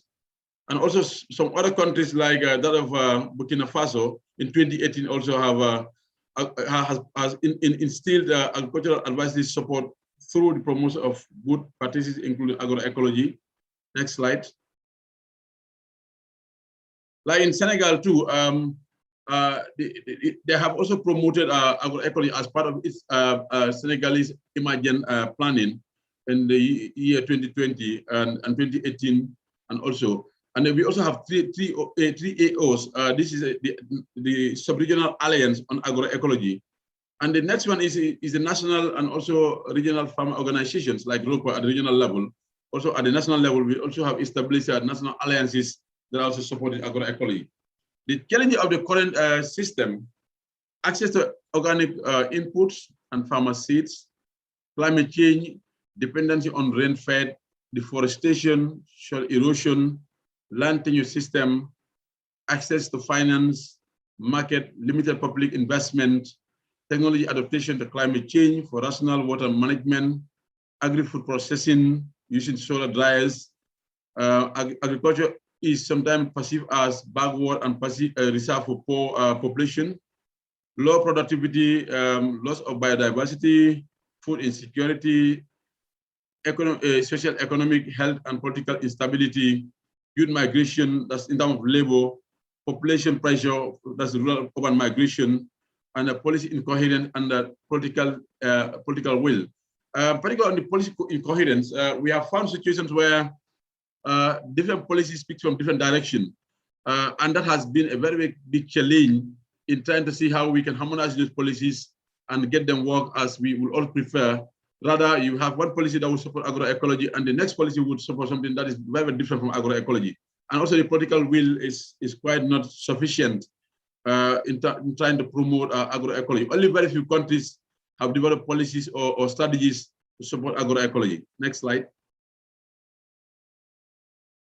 Like the different form of agroecological approaches and practices, one of it is agroforestry. We all know that in terms of deforestation, there is need to see how we can create a regenerative forest management. The second one is crop mixtures of cereal and legumes. We all know leguminous trees like cowpea, groundnut have that ability of nitrogen fixation, and that is very key in trying to promote agroecology. Residual mulching. This is a traditional way of mulching using our residues from the different crops after harvest. Compost making, farm diversity, meaning that we will not only look at one particular crop or so, but we need to see how we can integrate crops, trees, fruit trees, and also livestock and even aquaculture. And water conservation is very central. We know that because of climate change, the water aquifer is not recharging as normal. So there's need to see how we can develop techniques in trying to conserve the water that we use. Crop livestock integration, like I mentioned initially, the farm diversity approach is very central in this, because crop livestock integration is very, very key in when we want to do a coping strategy. Meaning that if you grow crops and you also have livestock, in case in any default or low yield in terms of crops, then we will have the opportunity to rely on our livestock for sustainability and other activities that are also geared towards improving our lives and livelihood. The biopesticides, instead of using chemical fertilizer and chemical pesticides, we said in agroecology we can use our natural environment to be able to use it as biopesticides. Post-harvest management and activities is also very, very key because we believe that in post-harvest management, we use our traditional way of post-harvest management. That is, we have what we call raised natural wood tables to manage our post-harvest. Next slide. How can agroecology approaches be scaled up? First of all, increasing agricultural productivity in sustainable and climate resilient manner by facilitating secure access to land, by ensuring responsible governance of tenure of land, water, and other natural resources. Because we all know that 60% or 70% of what is produced by women, but women access and control of land is becoming very critical. And once they do not own land, they cannot have a long-term investment. And then again, as that happens, even production and productivity becomes so difficult if women cannot own and control land. Promoting farmer seeds means we need our indigenous seeds if we want to really promote agroecology, and not GMOs like the Green Revolution would want to promote it. Building producer capacity, providing social protection to create productive assets. Capacity, we all know that, I mean, it's very central. Capacity in terms of best practices like agronomy best practices, in terms of value addition, in terms of post-harvest management, are very, very central and key. Once our capacity of farmers are developed around this, they can easily adopt and develop the resilience for agroecology practices. Policy advocacy and promoting policy synergies. Like I said initially, one challenge that we are faced with is the policy incoherence, and there's need to see how we can promote policy synergies and policy complementarities to be able to support agroecological practices. Reducing inequalities in food access, availability, and affordability. Like I said, there is need to see how we can reduce the inequality and create that opportunity for all, particularly women and youth, to have access and also affordable food production. Strengthening the political commitment to agroecology and to translate it into concrete action on the ground through the subsidies of organic inputs, financing of agroecological practices. Like I said, there's also need to see how we can have that political commitment. And then policies are very, very key in trying to promote agroecology. We need to have that political commitment at the highest level to be able to promote agroecological approaches and practices. Continue. Next. Hello, next. As it continues, we also said that it is important to see how the training of youth and women can be promoted as a central point to give an opportunity for these two groups of people. We know the future belongs to the youth, and currently the women are the leading producers of what we eat. And there is need to see how you can build their capacity. Support farmer-to-farmer exchanges, share techniques and knowledge through dissemination of information. Like I said, exchanges are important because we have different ecologies. If a Gambian farmer that promote agroecology can also have that exchange visit with somebody, another farmer from Kenya or another farmer from South Africa, is the best way to establish a sustainable approaches that can be maintained and they can use that as to continue on their production. Improving agriculture and food governance. Like I said, agriculture is important to be improved and food governance, meaning that we are all human, we are born with our rights, and there is need to see how food can be accessible by all rural farmers that are struggling because of climate change. Prioritizing agroecology in agricultural research and extensions, investing to promote improved varieties, drought-tolerant pests and diseases. We all know that there is a big gap between research and extension. And research and extension gap is in such a way that information from research cannot reach the farmer, because in other countries, you have one research or one extensionist to 3,000 farmers. That is not practically possible to be able to disseminate information from research to the farmer. And there's need to see how we can close that. And again, our country, we are committed in Maputo Declaration of 10% of national budget for agriculture. Only very few countries have fulfilled that. And I think there is need for our countries to see how we can establish that recommendation, how we can promote and also make sure that our governments would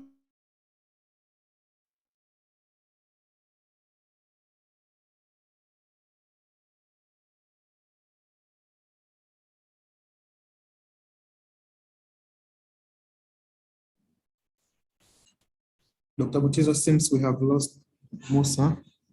Okay, I think can you hear me now? Oh, he's back. He's back. Yes. Can you hear me now? Yes. Thanks very much, Musa, for that brilliant presentation. I think you articulated the big challenges and the big recommendations so well. Thank you very much. We don't have the representative from PROPAC to make a presentation, but I understand there's a video that was prepared. So I would like to invite Isaf to show that video. Thank you very much.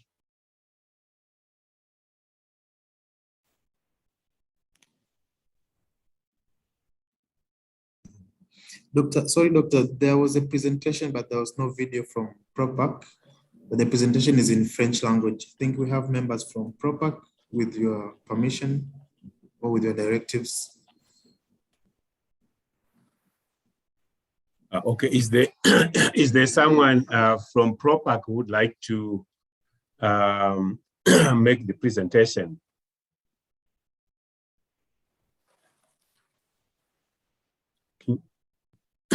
I think, Kinyongo, can you do that?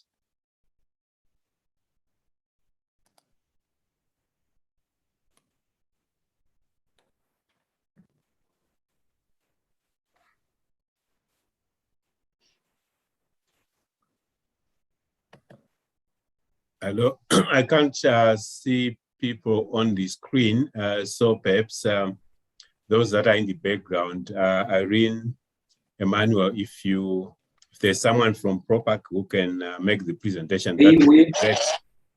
Okay, great. Thank you, Kinyong. Recording in progress. Oui, moi, je préférerais me présenter en français. J'espère qu'il y a la traduction.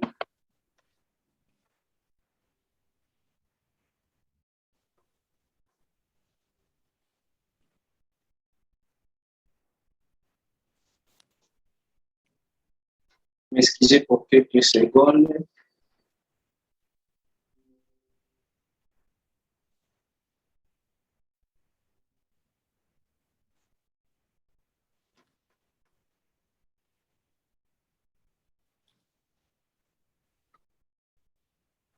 Oui, Monsieur le Président a eu un petit problème et il vient de perdre son petit frère. Il ne pourra pas être avec nous. Je peux juste faire la lecture de ce qu'il a pu écrire parce qu'il m'a autorisé.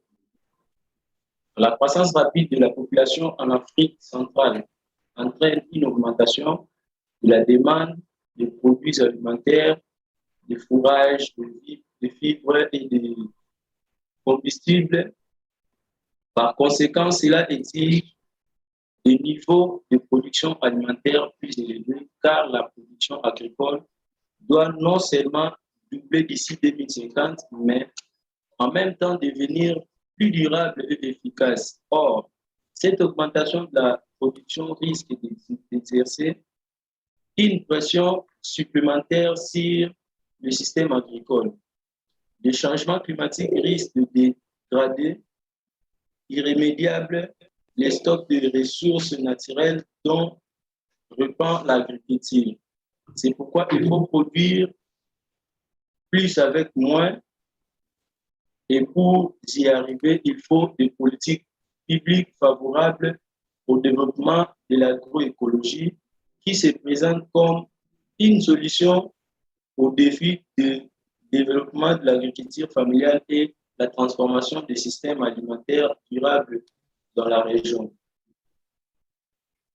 C'est la raison pour laquelle la CAC s'est engagée depuis 2010 dans la formulation d'une politique agricole commune avec le pays membre en vue de répondre également à l'extrême dépendance de la sous-région aux marchés extérieurs à travers une stratégie de restructuration et de renforcement de la productivité des agricultures régionales.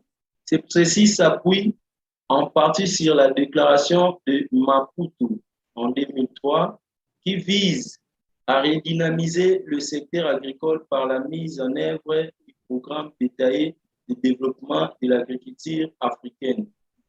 Ceci auquel les organisations paysannes et les acteurs non étatiques régionaux sont aujourd'hui étroitement associés.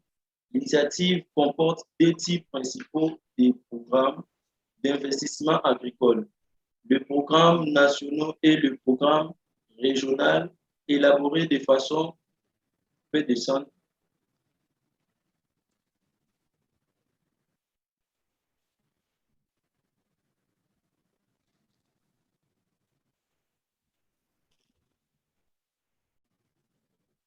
De façon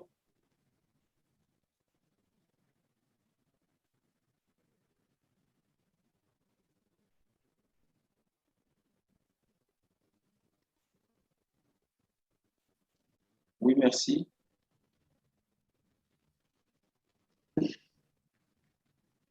C'est ainsi que les pays de la CAC ont validé leurs plans régionaux d'investissement agricole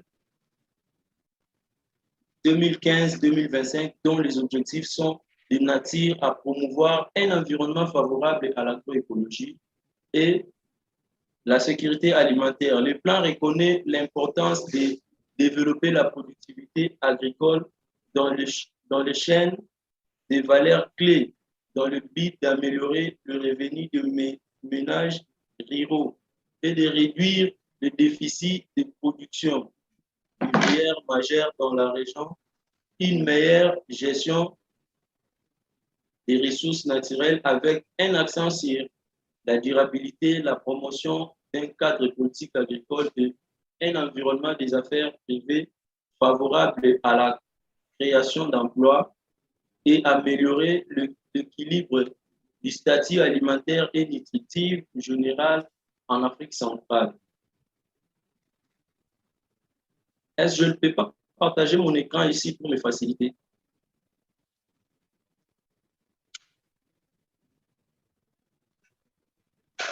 cela si ça ne dérange pas que je partage mon point ici.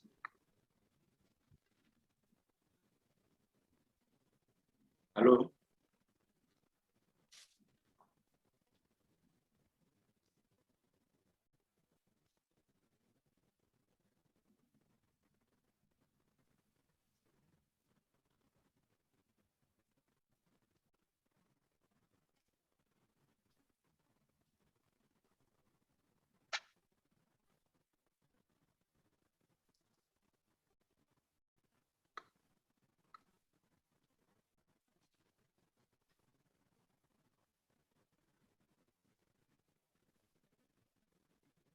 La mise en œuvre de cette politique agricole commune de la CAC et le PIASA se fait par les gouvernements nationaux ainsi plusieurs initiatives ont-elles vu des jours et sont en cours. Les rencontres, les forats, symposiums au niveau national, régional et international ont été organisés par plusieurs partenaires tels que la FAO, le FIDA, le GIRAD, le FARA, le CORAF, le AFSA, les AFRON etc. Pour la promotion de la collaboration entre acteurs pour le progrès de la science, de la connaissance, des politiques publiques, des programmes et des expériences pratiques. Et pour mettre en évidence les meilleures pratiques, les politiques et les innovations scientifiques actuelles dans la région afin de trouver les solutions durables aux obstacles auxquels fait face l'adoption de l'agroécologie ainsi que sur les stratégies propres à remonter ces obstacles et ses expériences dans l'agroécologie. Depuis sa création en 2005, la PROPAC a pour vision une agriculture familiale entreprenante, modernisée et durable, assurant les fonctions économiques, sociales, culturelles, écologiques pour la sécurité et la souveraineté alimentaire et nutritionnelle en Afrique centrale. Cette vision est matérialisée dans son nouveau plan stratégique de développement 2021-2025 qui s'inscrit en droite ligne avec les objectifs de développement durable. L'agroécologie est l'un des domaines prioritaires de la PROPAC et ses membres. C'est dans ce cadre de la PROPAC et ses organisations paysannes nationales Open, membres mènent plusieurs activités sur l'agroécologie, notamment les activités de renforcement des capacités des organisations paysannes membres sur les pratiques agroécologiques, la création du centre agroécologique de la POPACO PRP en RDC, la création et la promotion du cadre de concertation OP, recherche en Afrique centrale, l'organisation, oui. Sorry to interrupt you. We are running out of time and I'm afraid that we might lose people before the end of the session. So if you could use the next 2 minutes to conclude your presentation, Mr. Kiongo, I'm sorry, I'm really sorry to interrupt you. Okay. Merci beaucoup. Je vais juste aller aux recommandations. Et pour mettre fin à cette présentation, je vais juste parler des recommandations aux acteurs et au gouvernement. La CAC et le gouvernement devraient assurer la cohérence des politiques de tout le cadre réglementaire régionaux pour les aligner sur le principe du programme 2030. Par exemple, la déclaration de Malabo de 2014 sur la croissance accélérée de l'agriculture et la transformation pour une prospérité partagée et une amélioration des moyens d'existence d'ici 2025 doit respecter les dispositions de la cible. Les donateurs et les gouvernements doivent investir plus et mieux dans des programmes inclusifs de l'agroécologie. renforcer les capacités des OP nationales et régionales en matière de plaidoyer et de lobbying en agroécologie, appuyer la PROPAC et ses organisations paysannes nationales membres à expérimenter et adopter des pratiques d'agroécologie adaptées à leur écosystème pour améliorer leur production et la productivité ainsi que l'amélioration de façon substantielle et équitable leurs revenus. Renforcer les centres agroécologiques de la COPACO, membres de la PROPAC. Et puis pour finir, la PROPAC doit jouer un rôle déterminant dans la coordination de la mobilisation de masse de petits agriculteurs, de pêcheurs, de pasteurs et de consommateurs d'Afrique centrale par la sensibilisation et l'apprentissage d'échanges et le partage d'expériences entre agriculteurs sur les questions d'agroécologie et de souveraineté alimentaire, je dis et je vous remercie.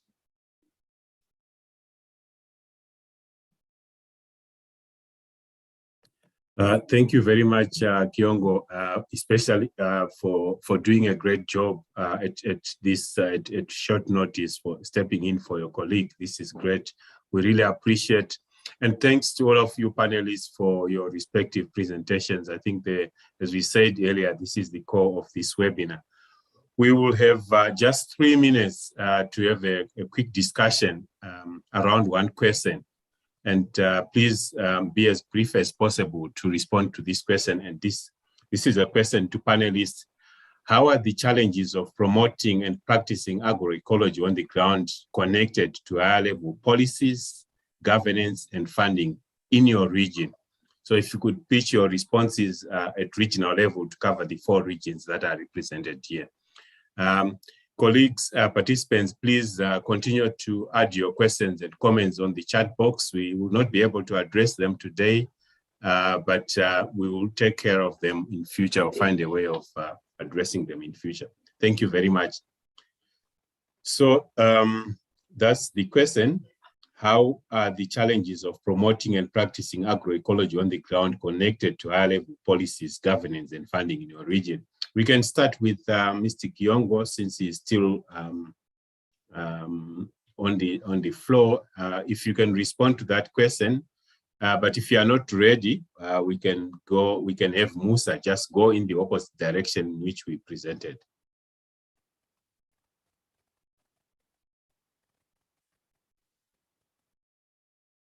Okay, Musa, do you have a response to that question?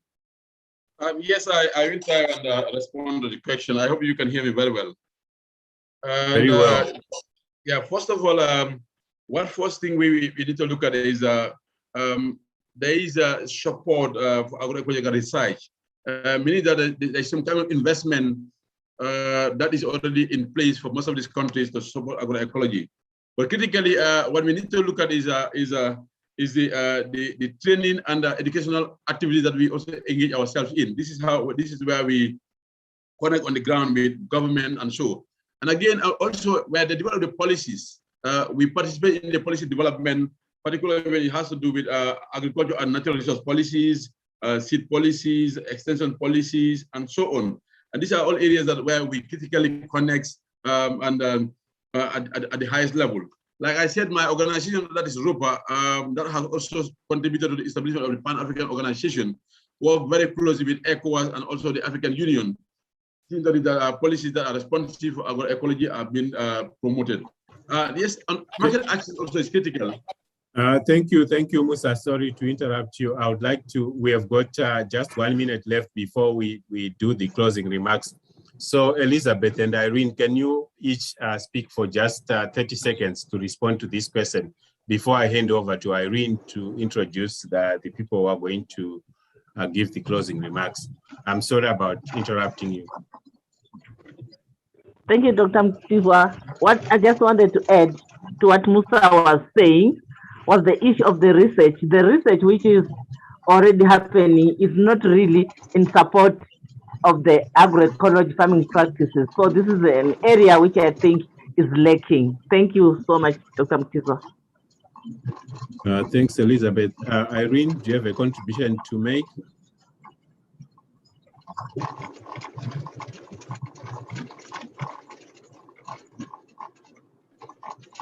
I think she's not in the call. Okay. I think I would like to thank you very much for the presentations that you have made, for the discussions that we had, and the charts there. That very useful stuff. Unfortunately, we couldn't cover all of it, but I think we had a very productive. Yes. Sakina from Mozambique. Okay, can you make it? Can you speak for 30 seconds, please? Yes. Just to thank you all. I just wanted to emphasize about the agroecology, because I heard the chair when he started. I think that he was having a point when he said that the agroecology make the soil more productive and more resilient. And Elizabeth also and Irina from Uganda, when she said they protect the nature and the ecosystem. But I think that if we really wanted to move forward, we need to adopt agroecology because it has a lot of benefits. We need it because thank you very much, Sakina. It makes sustainable development available, economic, social, and also environment. So thank you, but I needed to say something. Thank you. That's a beautiful way of concluding this session. Pina, thank you very much. I'm going to hand over to Stella. Thank you very much. Merci, au revoir. Au revoir. Thank you, Dr. Mtizwa.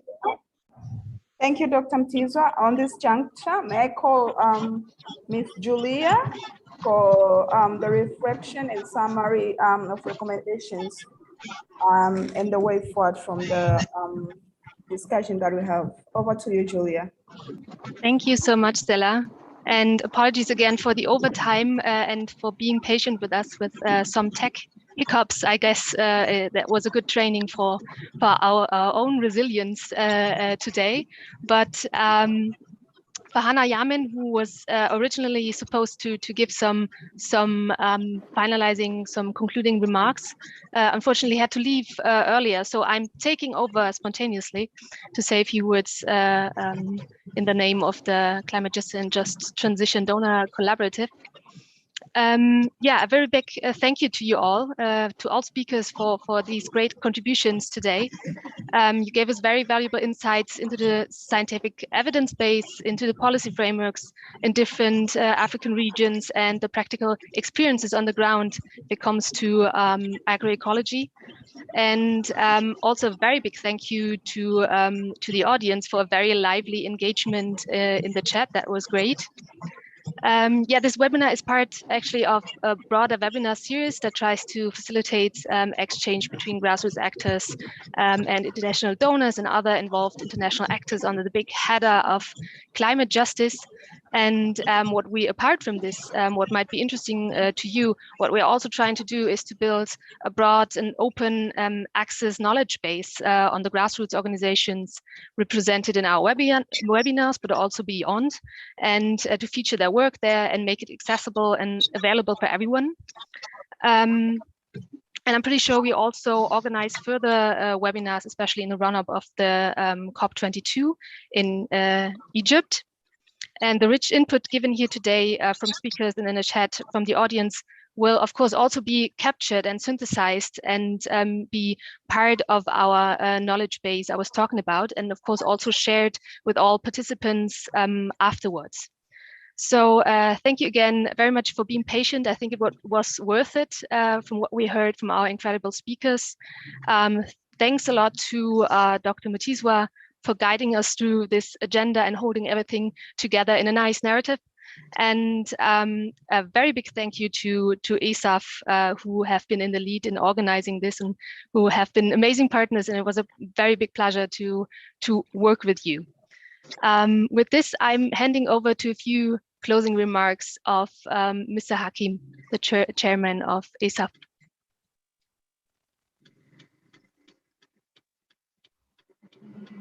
Oh, Thank you very much, Julia. And thank you, everyone, for putting time aside to attend this very important webinar for Africa. I believe the smallholder farmers on the continent have made their case. And I also believe our partners, the donors, have also heard, and we have also heard their side. I will thank the facilitator, Mr. Mutizwa, the panelists, the participants, but basically our organizing partners, South African Trust, and a greater thanks to Climate Justice and Just Transition Donor Collaborative, who came up with this idea. And I believe that this shouldn't be a one-time thing. We've opened our way. We are calling upon Climate Justice and Just Transition Donor Collaborative to continue engaging us and also engaging them. And we keep the candle burning higher and higher. The doors are very open. We are coming back to knock again, and please let us in and organize bigger events beyond this, and also reach the people at the grassroots, in that even at national level, the rest who have not been able to attend this webinar can access this information. We are so sorry for those who are not able to join due to limitations, which we were beyond our reach as the organizers. But next time, this is a learning situation. It will be rectified. However, we are so grateful for those who have attended, and let this information reach everyone. Please, SF Secretariat, thank you for being behind this, and all other supporters, the government officials, plus whoever was able to make it. With those few remarks, I believe this is the time. I wish you good morning, good night, good evening to your respective places. The webinar is closed. Thank you very much. Thank you very much too. We are happy to be part of this webinar too. Thank you. Okay. Thank you, Chair. Thank you, Chair. We are happy to be part of Hello, this. Chair, Mr. Oh, King. Elizabeth. Sakina, Sakina. Sakina. Thank you again. Thank you all. Bye-bye. Bye-bye. Bye-bye. Thank you. Bye-bye. Thank you. Merci beaucoup tout le monde. Merci beaucoup. Cameras on. Thank you. Mama Elizabeth. Merci, au revoir. Au revoir. Okay, Thank you. How are you? How are you? Nice weekend, all of you. Bye-bye.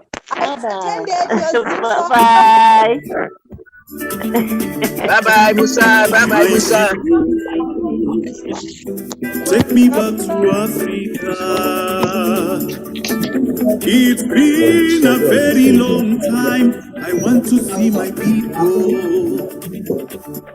Let us go to Ghana and eat jollof made from our African rice. Let us go to Kenya and eat jahe.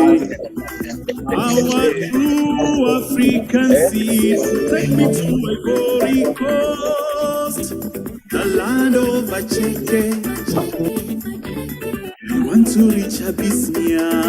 There is no life without injera made from our African taste. Uganda. Yes, I need Katoko with local groundnuts. Usuma wabule. So nice. So nice. Indigenous. Whoa, whoa. Hey, let us go to Nigeria. Hey, and take pepper soup and pounded yam.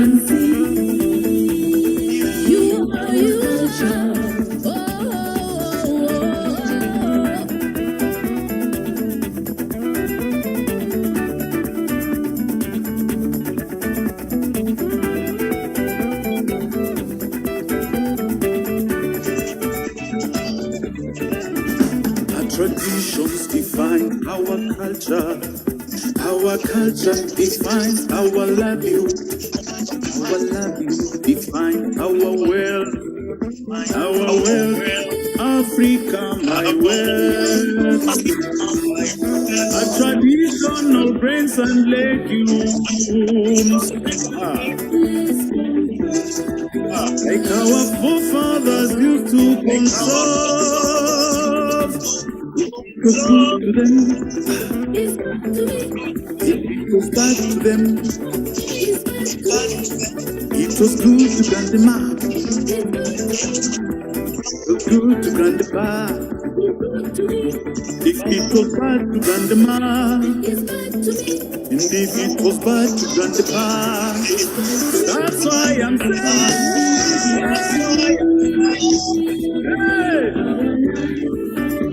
hey, bring back the African.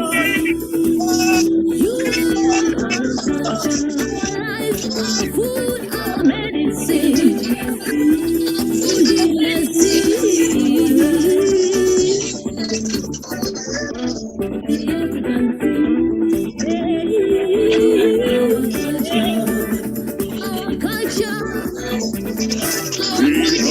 Bring back, I say bring back.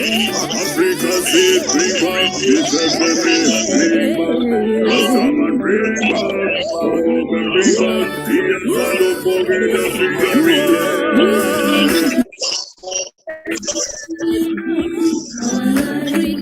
No pest go touch, no disease go get it. And it is resistant to drought. So nice, so tasty.